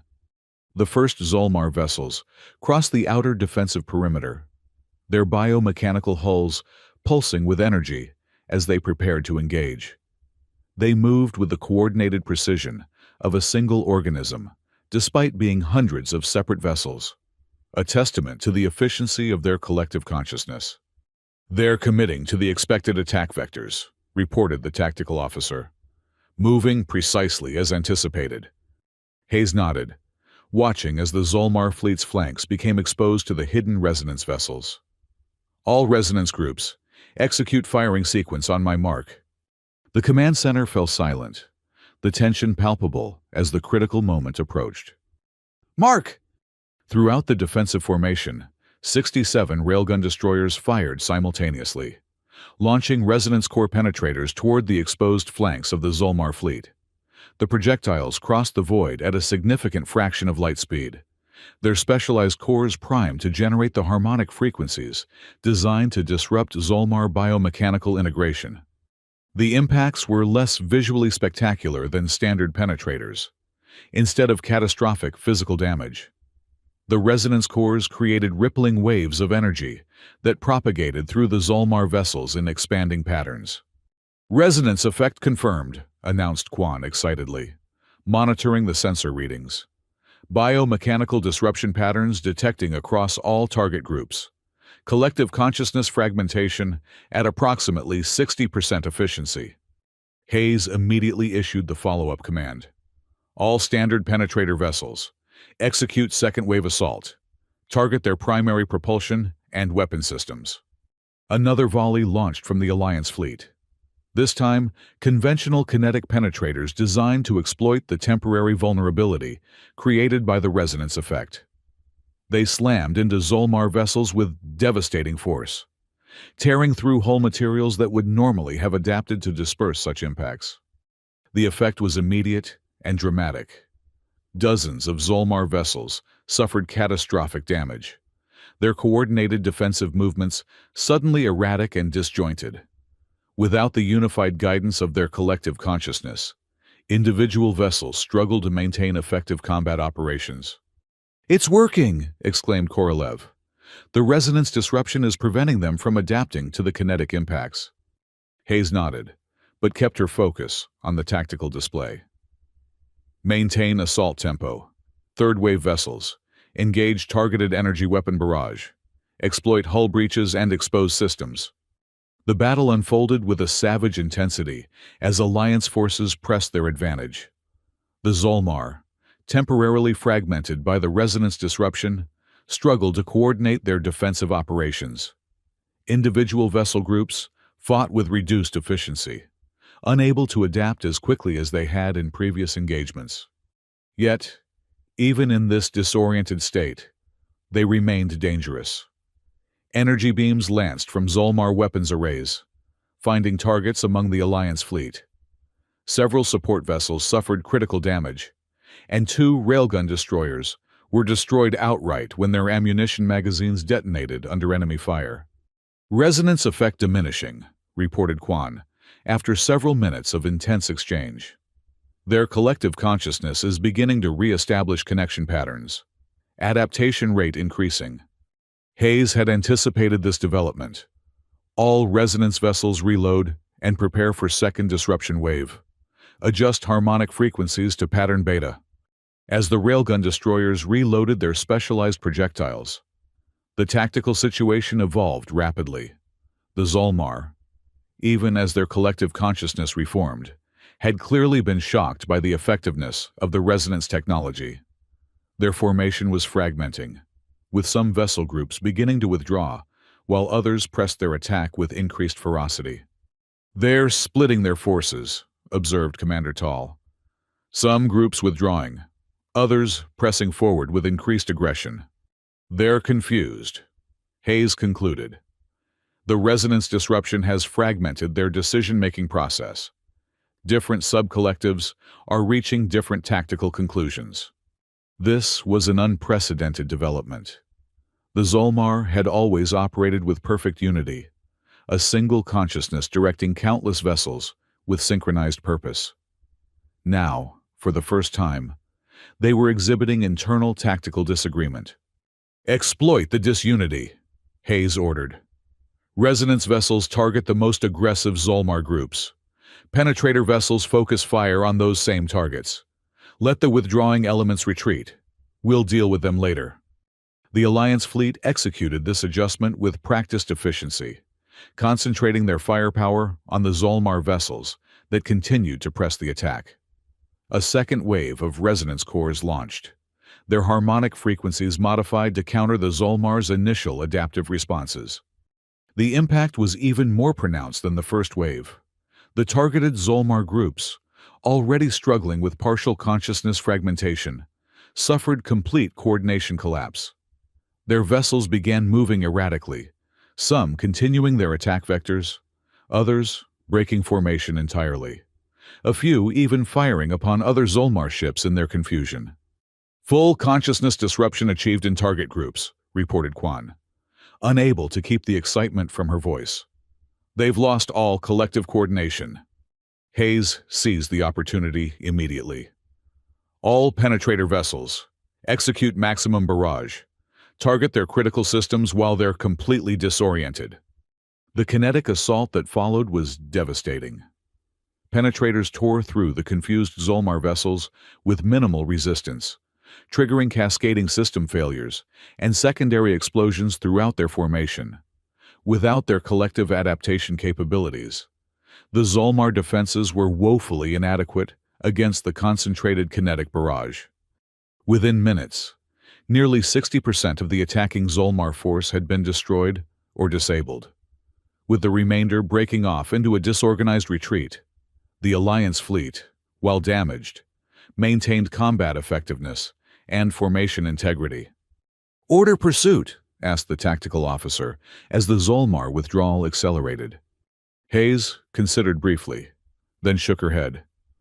No. Maintain defensive positions around Zenith Station. The retreating vessels remain dangerous, and we need to consolidate our gains. As the immediate threat receded, Hayes turned her attention to damage assessment and recovery operations. The Alliance fleet had suffered significant casualties, 17 vessels destroyed, dozens more damaged to varying degrees. Yet, compared to the devastation they had inflicted upon the Zolmar force, these losses were acceptable. Begin recovery operations, Hayes ordered. Priority to damaged vessels with survivors. Then collect debris samples from destroyed Zolmar ships, especially any biomechanical components that might provide insight into their adaptation process. As the fleet executed these orders, Hayes convened with her senior staff to analyze the engagement's outcomes and strategic implications. The resonance technology exceeded expectations, Engineer Kwan reported, reviewing the combat data. Disruption efficiency averaged 67% on first exposure, increasing to 84% with the modified harmonics of the second wave. And the Zolmar adaptation? Hayes asked. Minimal during the engagement timeframe, Kwan confirmed. The consciousness fragmentation prevented coordinated adaptation. However, the retreating vessels will undoubtedly communicate their experience to the wider collective. We should expect significant countermeasures in future encounters. Hayes nodded, having anticipated this assessment. Then our window of opportunity with the resonance technology is limited, just as it was with the initial kinetic strategy. We need to press our advantage while it remains effective. Lieutenant Colonel Rao, joining via secure communication from the Iron Vortex, offered his tactical assessment. The Zolmar withdrawal was disorganized but purposeful. They're retreating to regroup and adapt, not abandoning the Arcturus campaign. Agreed, said Hayes. Which means we face a critical decision.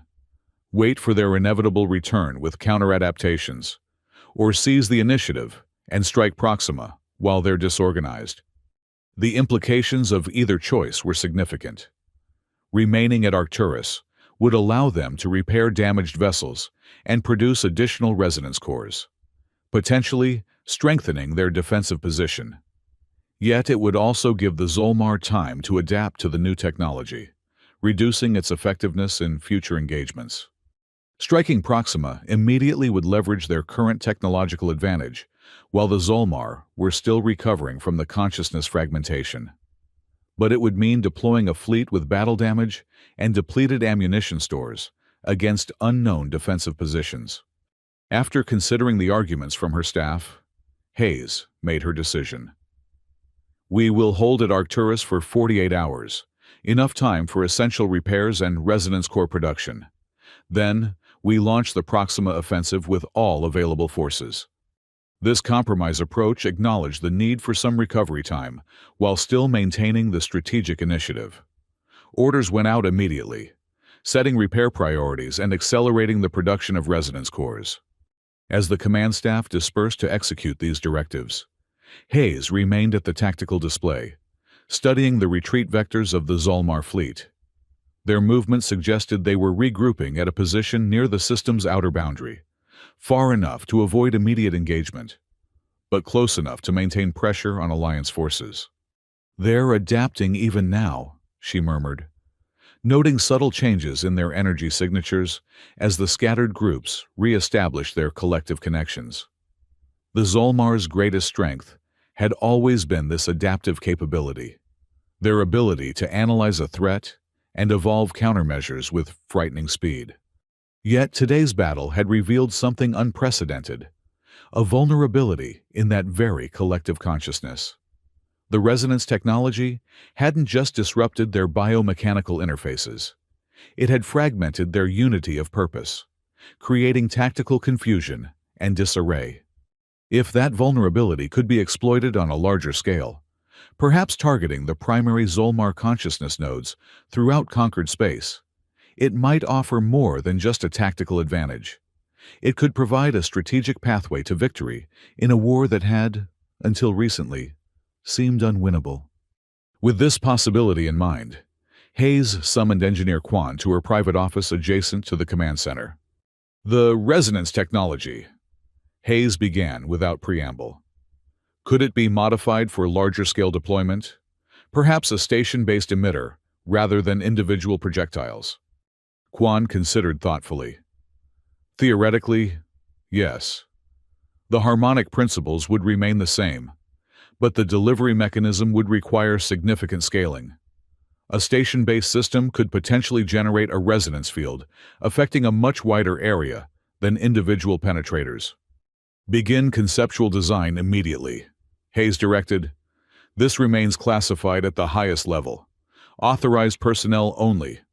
After Quan departed, Hayes turned her attention to the looming Proxima offensive. The strategic calculations were complex, balancing the diminishing window of technological advantage against the logistical challenges of launching a major operation with a recently engaged fleet.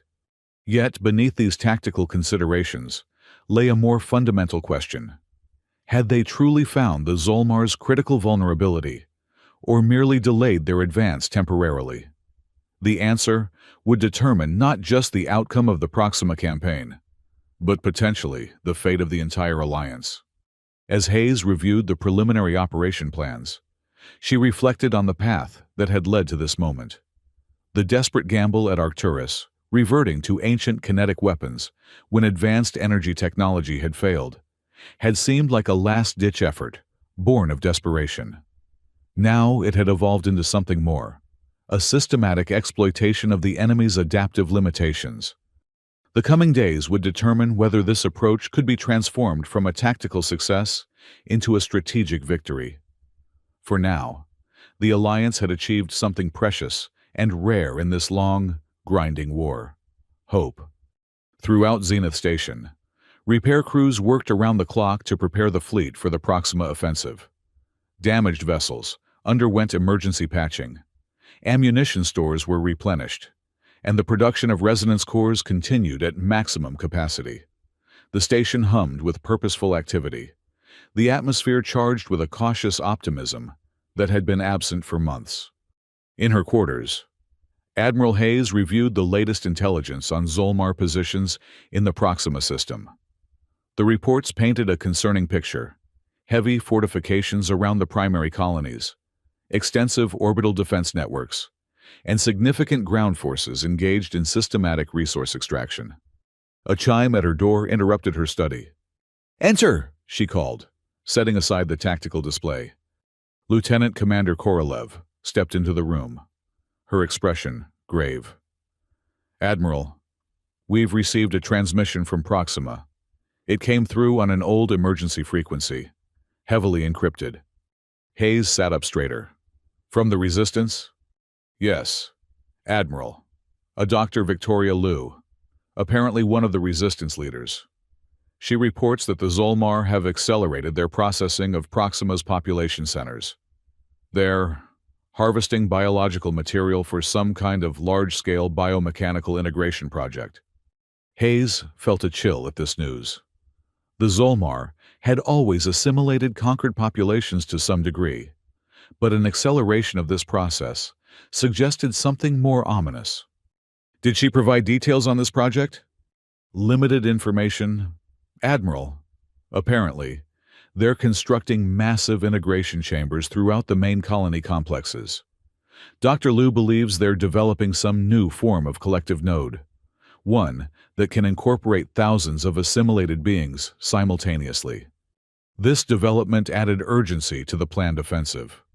If the Zolmar were indeed creating new, more powerful collective nodes, they might be able to accelerate their adaptation rate even further, potentially negating the advantage provided by the resonance technology before it could be fully exploited. "Respond to Dr. Liu," Hayes instructed. "Inform her that Alliance forces will arrive at Proxima within 72 hours. The Resistance should prepare for coordinated action once we engage the orbital defenses." After Korolev departed, Hayes summoned her senior commanders for an emergency briefing. The timetable for the Proxima offensive would need to be accelerated. 48 hours for repairs and preparation was no longer viable given this new intelligence.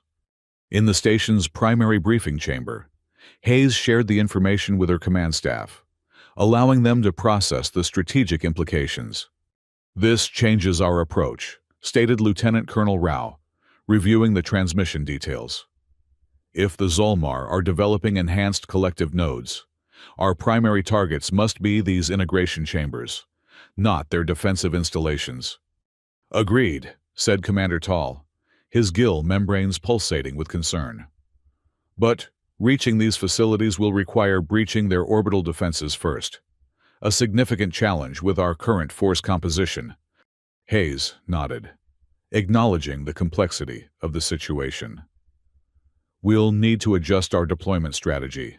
The kinetic strike force will focus exclusively on creating breaches in their orbital defense network. Once openings are established, specialized insertion teams will deploy to target the integration chambers directly." "With resonance weapons?" asked Engineer Kwan. "Yes, but modified for ground deployment," Hayes confirmed. "Your team has 24 hours to develop portable resonance emitters suitable for infiltration operations." As the commanders discussed the tactical adjustments required by this accelerated timetable, Hayes felt the weight of the decision pressing upon her. Launching the offensive with minimal preparation time increased the risk significantly, yet delaying would allow the Zolmar to complete their integration chambers, potentially making them even more formidable.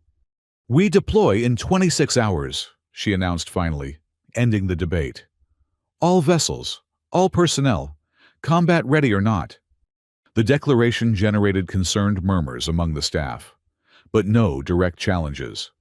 Every officer present understood the strategic necessity, even if they questioned the tactical wisdom. "Prepare your commands," Hayes concluded. "This operation will determine whether we merely survive this war or begin to turn the tide." As the briefing concluded, Hayes found herself approached by Admiral Khatri of the Epsilon Fleet. The veteran commander's expression betrayed his concern about the accelerated timetable. "A word, Admiral Hayes," he requested quietly. They moved to a private alcove adjacent to the briefing chamber, away from the dispersing staff. "Your concerns, Admiral Khatri," Hayes prompted. "With respect, the Epsilon Fleet sustained significant damage during the recent engagement," Khatri stated frankly. 30% of our vessels require major repairs that cannot be completed within 26 hours. Deploying in our current state would significantly reduce our combat effectiveness." Hayes nodded, having anticipated this objection. "I understand your concern, Admiral, but I need to be equally frank. This operation cannot wait for optimal conditions. The intelligence from Proxima suggests the Zolmar are developing something that could fundamentally alter the balance of this conflict." Khatri considered this, his expression grave. "Then perhaps a compromise? The vessels requiring extensive repairs remain at Zenith Station as a defensive reserve, while those combat-ready join the offensive." "Acceptable," Hayes agreed. "Have your staff identify the vessels in question and reassign their critical personnel to combat-ready ships." With this matter resolved, preparations accelerated throughout the fleet. Every available resource was directed toward making the Proxima offensive viable within the compressed time frame. Ammunition production facilities operated beyond rated capacity.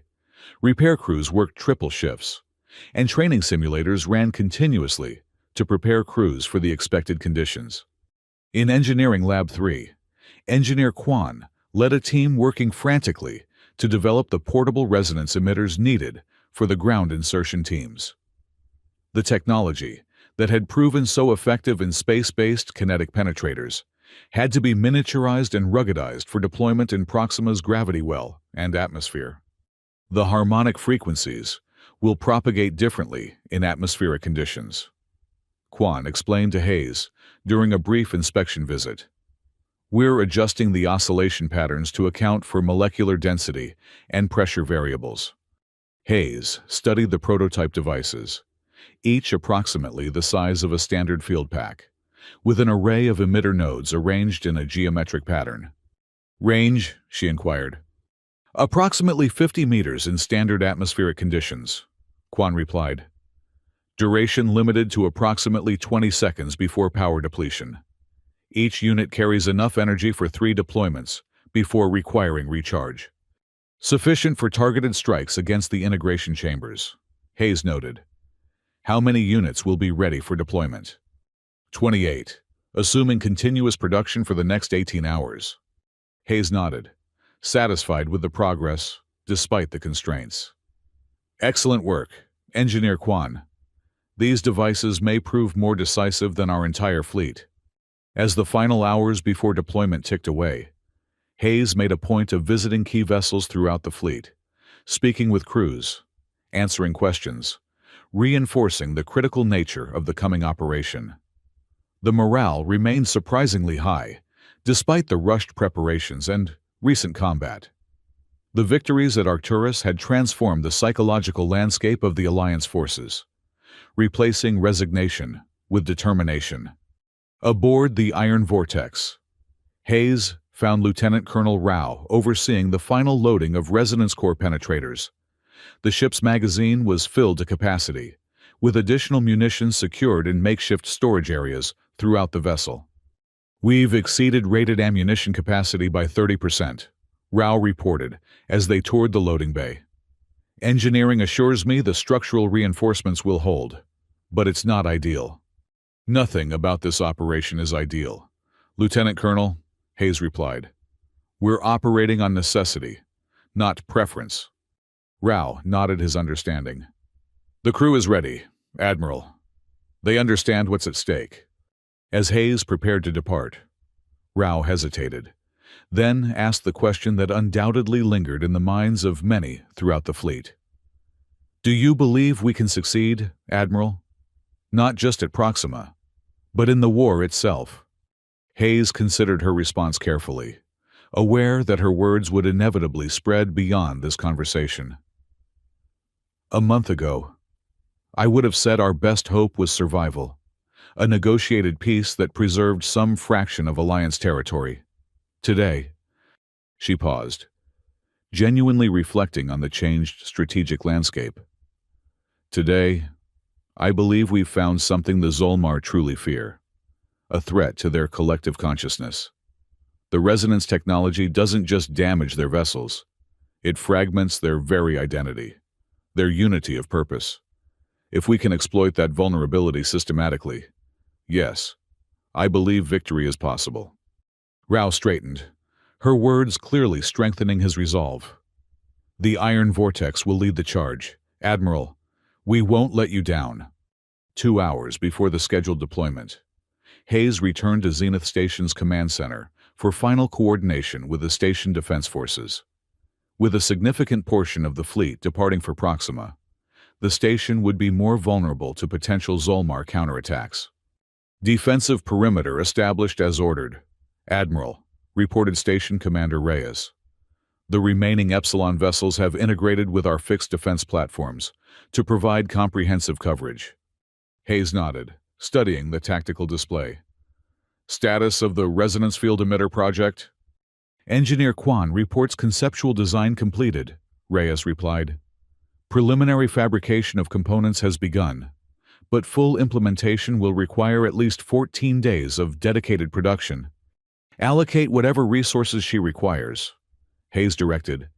"If the Proxima offensive succeeds, we'll need the station-based system operational before the Zolmar can develop comprehensive countermeasures." As the final preparations concluded, Hayes addressed the combined fleet via general communication. "Alliance vessels, this is Admiral Hayes. In 20 minutes, we depart for Proxima, a system that fell to the Zolmar 6 months ago, where millions of our people have endured occupation and assimilation." She paused, allowing her words to reach every crew member throughout the assembled fleet. "Our mission is not merely to engage the enemy, but to liberate our people and destroy the integration chambers the Zolmar are constructing. These facilities represent an escalation of their assimilation program, one that could significantly enhance their adaptive capabilities if allowed to become operational. Hayes's tone hardened, conveying the urgency of their mission. We deploy with minimal preparation time, with vessels still bearing damage from our recent engagement. These are not optimal conditions, but necessity rarely accommodates perfection. What matters is not the condition of our ships, but the resolve of those who crew them. She concluded, with words intended to inspire confidence in the face of daunting odds. The victories at Arcturus have shown us that the Zolmar can be defeated, that their adaptive capabilities have limits when confronted with unexpected strategies. At Proxima, we will exploit those limits again and take another step toward reclaiming what is ours. Prepare for hyperspace transition. As the communication ended, Hayes turned to Lieutenant Commander Korolev. Initiate fleet departure sequence. Combat formations as planned. Throughout the vast docking arrays of Zenith Station, vessels disengaged from their berths and maneuvering thrusters flared as they aligned for departure. The fleet moved with practiced precision despite the compressed preparation time, forming into the assault configuration designed for the Proxima operation. At the designated time, hyperspace engines engaged across the fleet, creating rippling distortions in the fabric of spacetime. Vessel after vessel disappeared into these distortions, transitioning to the accelerated dimensional state that enabled faster-than-light travel. Aboard the command cruiser, Adamant, Hayes monitored the departure from the tactical center. As the last vessels transitioned to hyperspace, she allowed herself a moment of reflection on the journey that had led to this point. From the desperate defense of Arcturus with outdated kinetic weapons to an offensive operation built around revolutionary resonance technology, the tide was turning. However, gradually, the Zolmar, who had seemed unstoppable just weeks earlier, now faced an enemy that had identified and exploited a fundamental weakness in their collective consciousness. The coming engagement at Proxima would determine whether this advantage could be transformed into a sustainable strategy for victory. As the Adamant itself transitioned to hyperspace, Hayes turned her attention to the detailed operation plans for the Proxima assault. The next 72 hours would challenge every aspect of Alliance capabilities, tactical coordination, technological innovation, and the courage of individual crew members throughout the fleet. Yet, amid these daunting challenges, a sense of possibility had emerged, a belief that the seemingly invincible enemy could be defeated through human ingenuity and the collaborative strength of the Alliance species. It was this belief, more than any weapon or technology, that had transformed the strategic landscape. The hyperspace journey to Proxima would take approximately 18 hours, time Hayes intended to use for final briefings, system checks, and tactical refinements. The resonance technology had proven effective in 2 engagements, but the Zolmar were undoubtedly developing countermeasures. The Alliance would need to continue innovating, adapting their own strategies to stay ahead of the enemy's evolutionary response. In the ship's tactical center, Hayes studied the latest intelligence from Proxima, searching for any detail that might provide an additional edge. The resistance reports painted a grim picture of Zolmar occupation, systematic population processing, resource extraction, and the construction of massive integration chambers throughout the primary colony complexes. Yet, amid these concerning developments, Hayes noted something potentially significant. The integration chambers appeared to require enormous energy inputs, drawing power from multiple colony reactor systems simultaneously. This suggested a potential vulnerability. If the power distribution network could be disrupted, the integration process might be compromised. Lieutenant Commander Korolev, Hayes called. Transmit a priority request to the Resistance on Proxima. I need detailed schematics of the power distribution systems connected to the integration chambers, particularly junction points and control nodes. Yes, Admiral, Korolev acknowledged, immediately moving to execute the request. As the fleet continued its hyperspace journey, Hayes convened with her senior commanders for final tactical adjustments. The operation plan had been developed under severe time constraints, leaving room for refinement during transit. Our primary challenge remains the orbital defense network, Hayes began, activating the tactical display showing Proxima's defensive infrastructure. The Zolmar have established overlapping fields of fire, covering all approach vectors to the primary colonies. Lieutenant Colonel Rao studied the display with professional interest. Standard penetrator tactics won't be sufficient against fixed defenses of this density. We'll need a modified approach. Precisely, Hayes agreed, which is why we're implementing Operation Scattered Thunder. She manipulated the tactical controls, showing a deployment pattern that divided the railgun destroyers into multiple small battle groups, each targeting a different sector of the defense network simultaneously. Rather than concentrating our firepower on a single breakthrough point, we'll conduct simultaneous strikes across the entire defensive perimeter, Hayes explained. Each group will deploy resonance cores, followed by standard penetrators, creating multiple localized disruptions in their defensive coordination. Commander Tall's gill membranes pulsated as he analyzed the strategy. A dispersed attack pattern risks diluting our effective firepower at any given point, he observed. The Zolmar may simply absorb the damage and maintain defensive integrity. Under normal circumstances, yes, Hayes acknowledged. But the resonance technology changes the equation. We're not just attacking their physical defenses, but the consciousness coordination that makes those defenses effective. Multiple simultaneous disruptions will compound the fragmentation effect, potentially creating a systemic breakdown in their defensive operations. The commanders continued discussing the tactical nuances of this approach, identifying potential weaknesses and developing contingency plans. Throughout, Hayes encouraged input from all species representatives, recognizing that diversity of perspective was one of the Alliance's greatest strengths against the uniform collective consciousness of the Zolmar. As the briefing concluded, Hayes addressed a final, critical aspect of the operation: the ground insertion teams. Once we create breaches in the orbital defenses, these teams will deploy to target the integration chambers directly. This may be the most dangerous aspect of the entire operation, but potentially the most decisive. The insertion team commanders, specially selected for their experience in covert operations, reviewed their assigned targets and deployment protocols. Each team would carry portable resonance emitters developed by Engineer Kwan, designed to disrupt the biomechanical interfaces within the integration chambers. Remember, Hayes emphasized, your primary objective is the destruction of these facilities, not engagement with Zolmar forces. Deploy the resonance emitters, plant the molecular disintegration charges, and withdraw. Speed is essential. The window created by the orbital assault will be brief. As the hyperspace journey continued, Hayes received a response to her request for power distribution information from the Proxima Resistance. Dr. Victoria Liu had provided detailed schematics of the energy network, supporting the integration chambers, identifying critical junction points that could be targeted to maximize disruption. Hayes immediately forwarded this information to the insertion team commanders, instructing them to adjust their targeting priorities accordingly.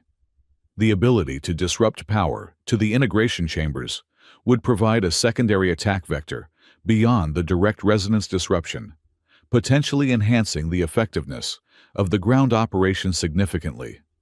8 hours into the hyperspace transit, long-range sensors detected unusual energy patterns ahead. The tactical officer brought these readings to Hayes's immediate attention.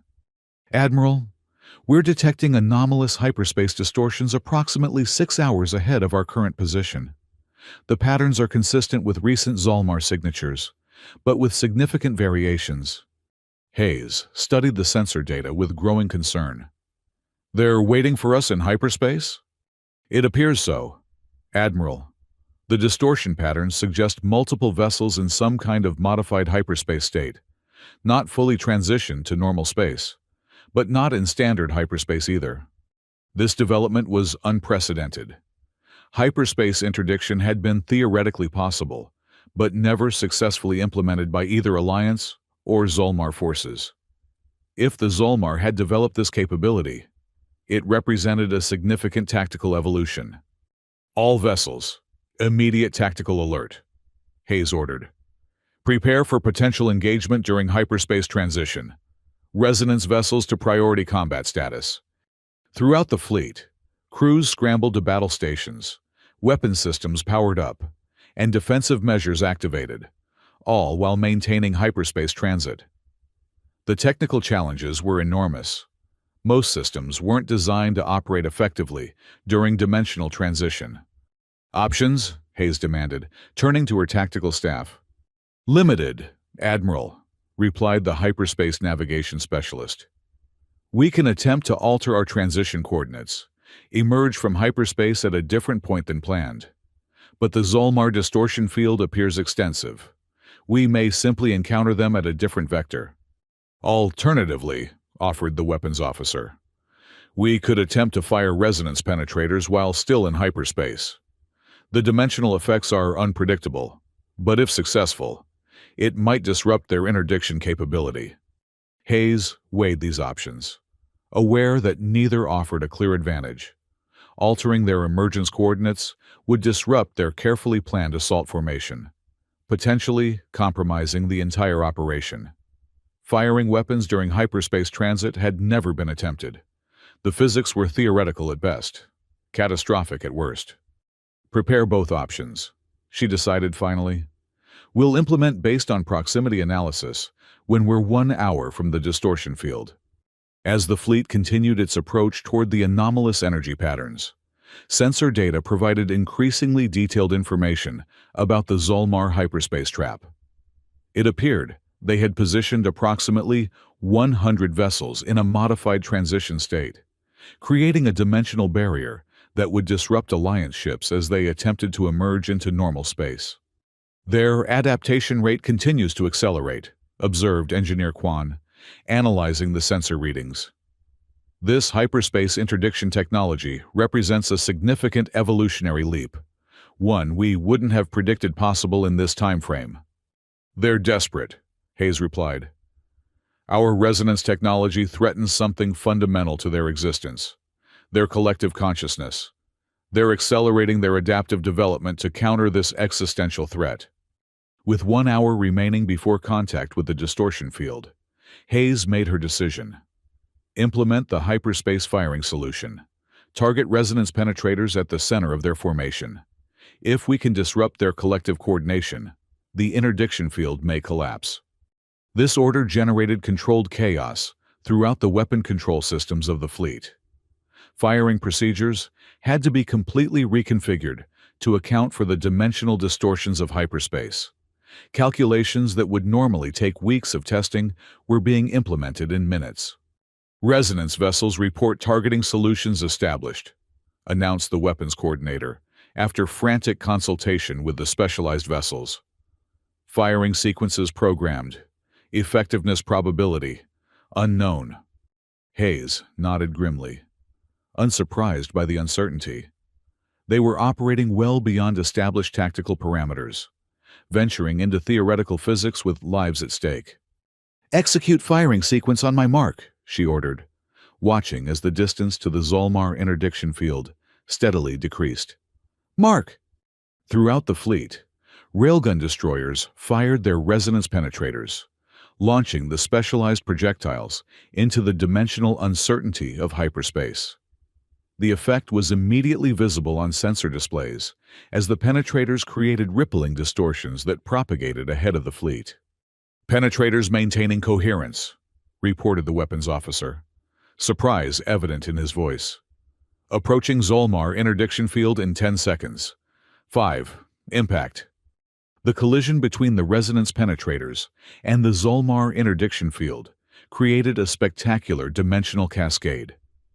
Energy patterns erupted across sensor displays as the harmonic frequencies generated by the penetrators interacted with the modified hyperspace state of the Zolmar vessels. Massive disruption detected in the interdiction field, exclaimed the sensor officer.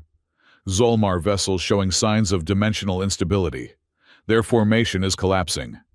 Hayes immediately recognized the opportunity this created. All vessels, accelerate to maximum hyperspace velocity. Push through the disruption before they can re-establish the field. The Alliance fleet surged forward, engines straining as they increased dimensional velocity beyond recommended parameters. They plunged into the destabilized region where the Zolmar interdiction had been established, encountering turbulent hyperspace conditions that shook vessels violently. On the Adamant's bridge, systems flickered and structural integrity alarms wailed as the ship pushed through the dimensional disturbance. Crew members clung to their stations, fighting to maintain control as reality itself seemed to warp around them. "Zolmar vessels detected," shouted the tactical officer over the cacophony of alarms. "They're in a partial dimensional state, neither fully in hyperspace nor normal space. Target resonance penetrators on any vessel we pass," Hayes commanded. "Exploit their dimensional vulnerability." As the Alliance fleet tore through the collapsing interdiction field, they launched additional resonance penetrators at the partially materialized Zolmar vessels. The effect was devastating. The harmonic disruption, combined with the dimensional instability, created catastrophic failures in the Zolmar biomechanical systems. Vessel after vessel disintegrated into dimensional fragments, unable to maintain coherence between hyperspace and normal space. "We're clear of the interdiction field," reported the navigation officer as the dimensional turbulence began to subside. "Hyperspace integrity stabilizing, resuming normal transit parameters." Hayes ordered an immediate damage assessment. The forced passage through the collapsing field had taken its toll on the fleet. Structural damage reported on multiple vessels. Navigation systems temporarily compromised. Some weapons arrays offline from the dimensional stress. Yet, they had survived what should have been a devastating ambush, turning the Zolmar's innovative trap against them through the unprecedented use of resonance technology in hyperspace. More importantly, they had neutralized a significant Zolmar force that would otherwise have defended Proxima. "Continue on course to Proxima," Hayes ordered once systems had stabilized. "Adjust arrival time to account for our increased velocity during the breakthrough. All vessels to conduct critical repairs during remaining transit time." As the fleet resumed its journey toward Proxima, Hayes conferred with Engineer Kwan regarding the implications of what they had just experienced. "The resonance effect in hyperspace was magnified beyond our theoretical models," Kwan explained, reviewing the sensor data. The harmonic frequencies propagated through the dimensional medium itself, creating a cascading disruption that affected not just the Zolmar's biomechanical systems, but their very dimensional stability. Hayes considered the strategic implications. "Could this be weaponized? A resonance device specifically designed for hyperspace deployment?" "Theoretically, yes," Kwan replied thoughtfully. "But the engineering challenges would be enormous. We'd need to develop a stable platform capable of generating precisely calibrated harmonic frequencies while maintaining dimensional coherence." "Begin conceptual design," Hayes directed. "This could represent another evolutionary leap in our counter-Zolmar capabilities." The remaining hours of hyperspace transit passed in a flurry of activity as crews repaired battle damage, recalibrated systems, and prepared for the imminent assault on Proxima. The encounter with the Zolmar interdiction field had been costly in terms of equipment stress and system failures, but had provided an unexpected advantage: the destruction of a significant enemy force that would otherwise have reinforced Proxima's defenses. As the fleet approached their destination, Hayes addressed all vessels one final time. "Alliance forces, we approach Proxima, a system where millions of our people await liberation from Zolmar occupation. The enemy attempted to prevent our arrival with an unprecedented hyperspace interdiction. They failed."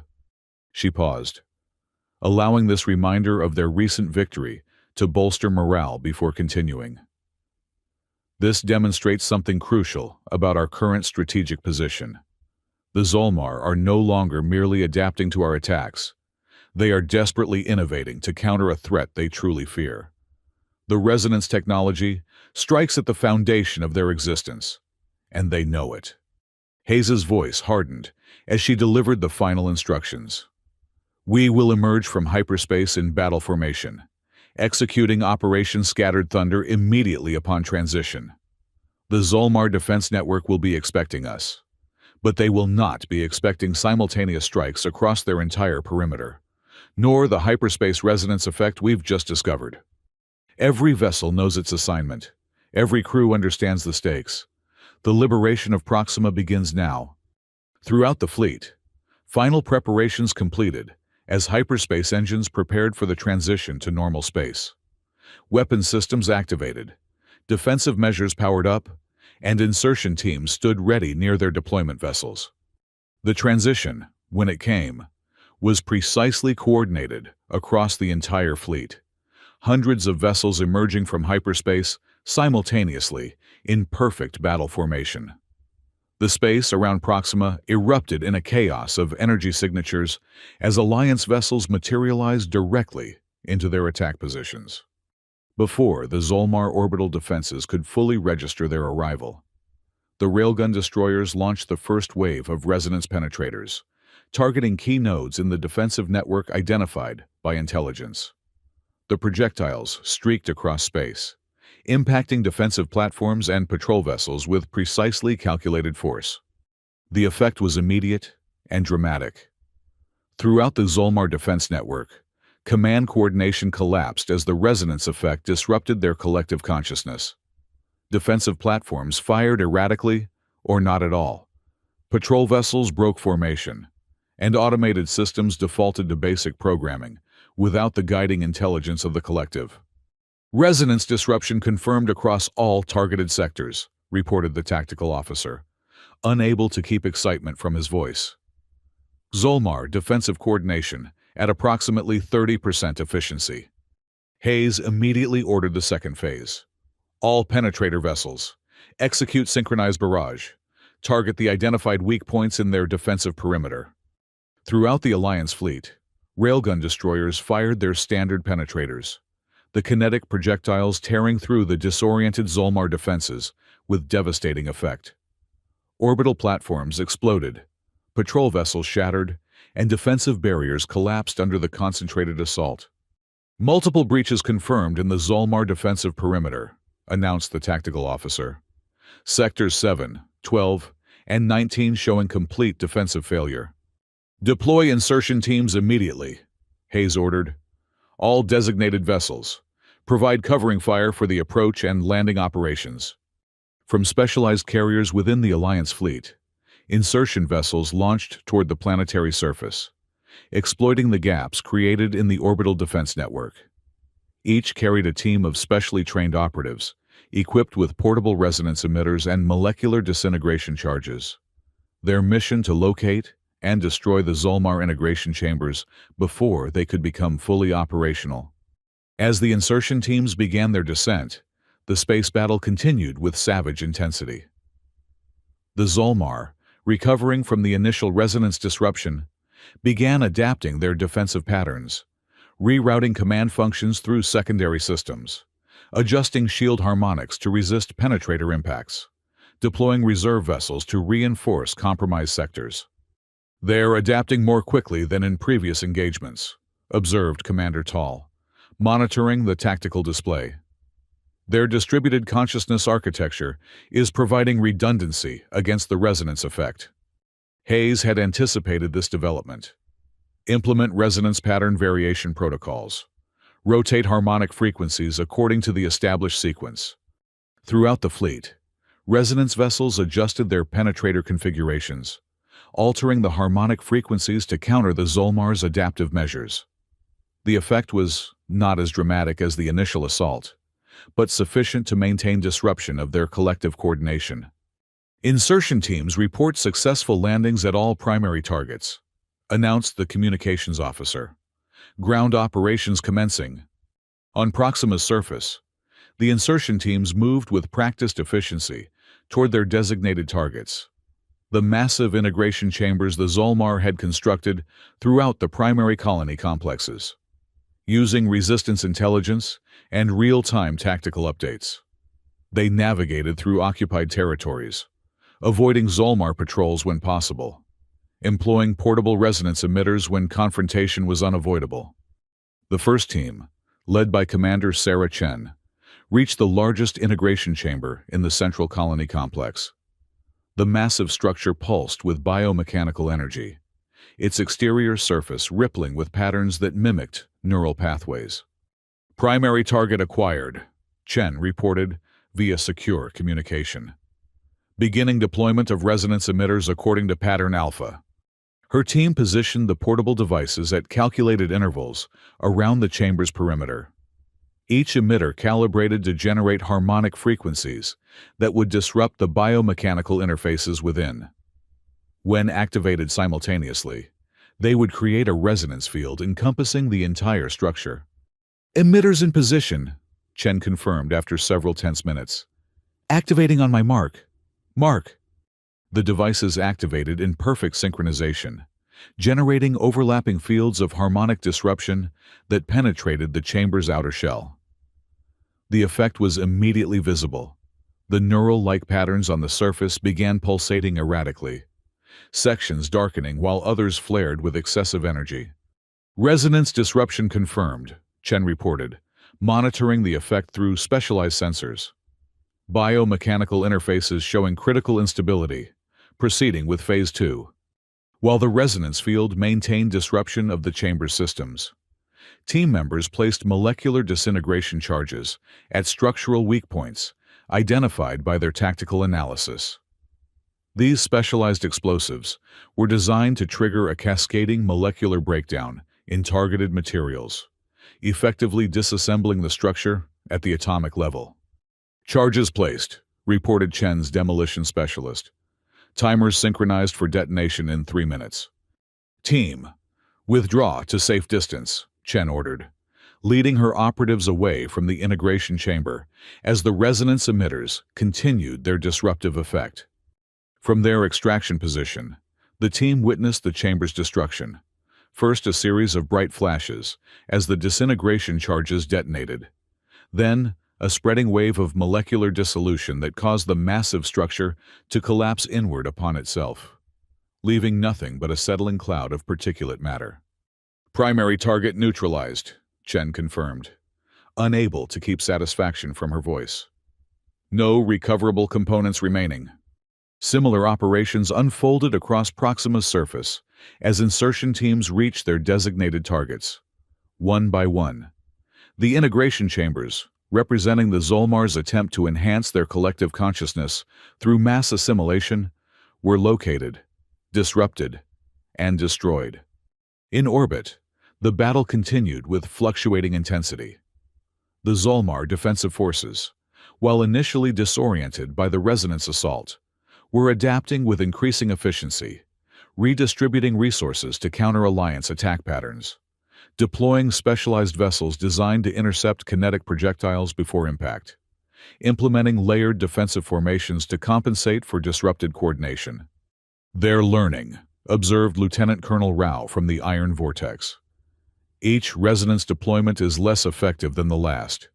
Their adaptation rate is accelerating." Hayes had expected this development. It was the fundamental nature of the Zolmar to adapt to any threat given sufficient exposure. The question was whether the Alliance could maintain their advantage long enough to complete the mission objectives. "Status of insertion teams?" she demanded. 11 of 14 primary targets neutralized, reported the operations coordinator. Remaining teams encountering increased resistance as Zolmar forces converge on the integration chambers. Hayes made a rapid tactical assessment. The primary mission objectives were nearly complete. The destruction of the integration chambers would prevent the Zolmar from implementing their enhanced assimilation program. Yet 3 teams remained in jeopardy, and the orbital battle was gradually shifting in the enemy's favor as they adapted to the resonance technology. "All vessels, prepare for coordinated hyperspace transition," she ordered. "Extraction coordinates transmitted to all insertion teams. We withdraw in 30 minutes. This was not the extended liberation operation originally envisioned. but a strategic strike focused on specific high-value targets. The destruction of the integration chambers would deny the Zolmar their accelerated evolution path, potentially slowing their adaptation rate in future engagements. "Admiral," interrupted the communications officer. "Incoming transmission from Commander Chen's team on the surface." "Put it through," Hayes directed. Chen's voice came through with urgency beneath the sounds of combat.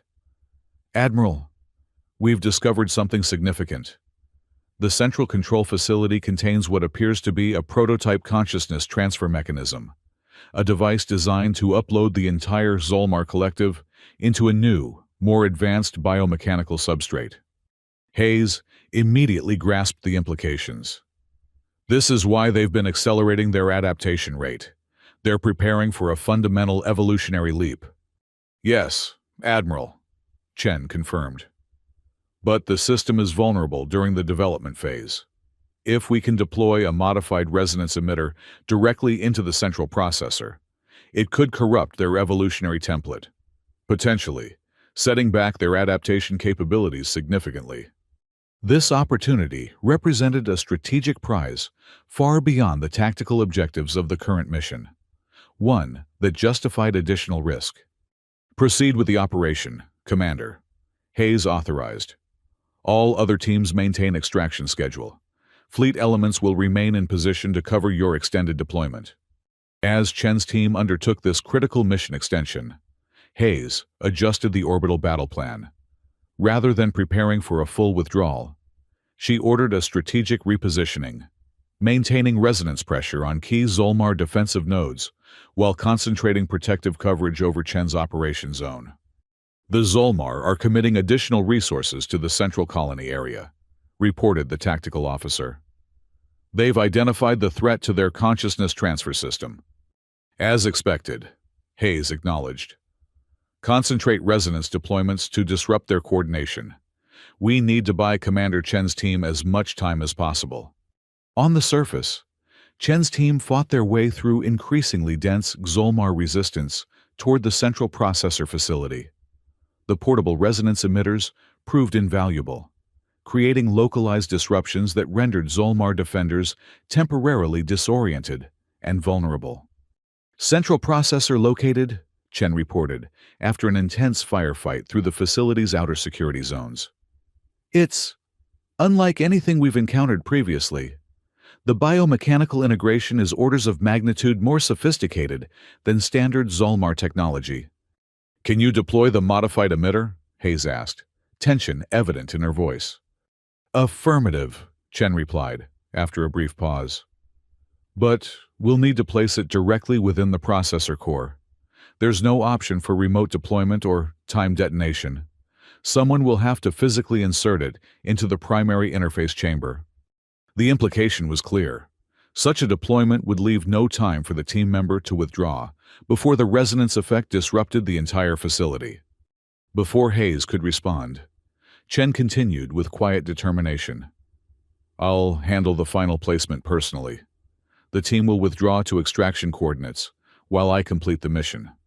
Hayes wanted to object, to order her to find another solution, but recognized the strategic necessity. The corruption of the Zolmar evolutionary template represented a potential turning point in the entire war, one that justified even the most painful sacrifices. "Understood, Commander," she acknowledged, her voice steady despite the weight of the moment. "The Alliance honors your courage." "Just make it count, Admiral," Chen replied simply. "Team withdrawing to extraction coordinates. I'm proceeding to the interface chamber now." Minutes passed in tense silence as Chen navigated the final approach to the Zolmar processor core. The facility's interior grew increasingly organic in appearance, walls pulsing with biomechanical energy, neural-like pathways converging toward the central chamber. "Reached the interface chamber," Chen reported, her voice hushed. "The processor core it's beautiful, in a disturbing way. Like a massive brain composed of both organic and mechanical components, pulsing with energy patterns too complex to describe." She paused, then continued with professional focus. Modified emitter primed and ready. I'm approaching the primary neural junction now. Resistance minimal. They appear to have withdrawn defensive elements from the core itself. Proceed with caution, Commander, Hayes warned. That withdrawal may indicate a trap. Acknowledged. But I see no alternative approach, Chen replied. The emitter must be placed at the exact center of the neural network to achieve maximum corruption effect. Another pause. Then, I'm at the deployment point. Activating the emitter now. The resonance effect is extraordinary. The entire processor is responding. Patterns shifting. Energy flows, redirecting. Her voice grew urgent. The corruption is propagating throughout the system. I can see the template data fragmenting in real time. Mission successful. Admiral. The Zolmar evolutionary path has been... The transmission cut off abruptly, replaced by static. Commander Chen, Hayes called. Commander, respond! After several moments of silence, the tactical officer reported grimly. Massive energy surge detected at the central processor facility. The entire structure has... It's gone. Admiral. Complete molecular disintegration. Hayes closed her eyes briefly, absorbing the loss of a courageous officer and the successful completion of a mission that might alter the course of the entire war. Extraction status of remaining teams? She asked. Voice controlled despite her emotions. All teams reporting successful withdrawal to extraction vessels, came the response. Final team boarding now. Signal fleet-wide withdrawal, Hayes ordered. All vessels prepare for coordinated hyperspace transition to Zenith Station. As the Alliance fleet disengaged from the orbital battle, sensors detected unusual patterns emerging from Zolmar vessels throughout the system. Their movements became erratic. Energy signatures fluctuated wildly, and communication patterns fragmented. The corruption is spreading through their collective network, observed Engineer Quan, analyzing the sensor data. Commander Chen's action didn't just destroy the evolutionary template. It introduced a cascading resonance pattern that's propagating throughout their consciousness architecture. The implication was staggering. Not just a tactical victory, or even a strategic advantage, but potentially a fundamental disruption of the Zolmar's collective existence. The very consciousness that made them such formidable adversaries had become a vulnerability, allowing the corruption to spread from node to node throughout their network. As the Alliance fleet transitioned to hyperspace, leaving the increasingly disorganized Zolmar forces behind, Hayes ordered a priority message transmitted to Alliance High Command. Operation Scattered Thunder complete. Primary objectives achieved. Zolmar integration chambers destroyed. Additionally, prototype consciousness transfer system corrupted with resonance technology. Preliminary analysis suggests significant disruption to Zolmar collective consciousness network. Extent currently unknown. Returning to Zenith Station with all surviving insertion teams. Full report to follow. The hyperspace journey back to Arcturus provided time for preliminary analysis of the operation's outcomes. The destruction of the integration chambers had prevented the Zolmar's planned mass assimilation program, potentially slowing their adaptation rate in future engagements. More significantly, the corruption of their evolutionary template had introduced fundamental instability into their collective consciousness, a vulnerability that might be exploited on a larger scale. Yet these victories had come at considerable cost. Beyond the loss of Commander Chen and other casualties during the operation, the Zolmar had demonstrated accelerating adaptation to the resonance technology. Each deployment had proven less effective than the last as they adjusted their biomechanical interfaces to resist the harmonic disruption. It's an arms race, Hayes observed during a debriefing with her senior staff. We develop a new technology. They adapt. We modify it. They counter. The difference now is that we're targeting something fundamental to their existence, their collective consciousness, forcing them to divert resources to defensive adaptation rather than offensive evolution. Engineer Quan nodded agreement. The corrupted evolutionary template represents our most significant advantage. Based on the propagation patterns we observed, the resonance disruption will continue spreading through their network for some time, possibly weeks or even months. During this period, their adaptation rate should be significantly reduced, which gives us a window of opportunity. Hayes concluded. Time to develop the next evolution of resonance technology while they're struggling to stabilize their collective. As the fleet approached Zenith Station, Hayes received a priority communication from Alliance High Command. Admiral Chung's expression showed a mixture of satisfaction and concern as his image appeared on the secure channel. Admiral Hayes, your preliminary report has been received and analyzed. The strategic implications of the Proxima operation exceed our most optimistic projections. Thank you, Admiral Chung, Hayes acknowledged, though I must emphasize that our advantage is temporary. The Zolmar will eventually stabilize their collective and resume adaptation. Agreed, which is why High Command has authorized Operation Resonant Dawn, Chung replied.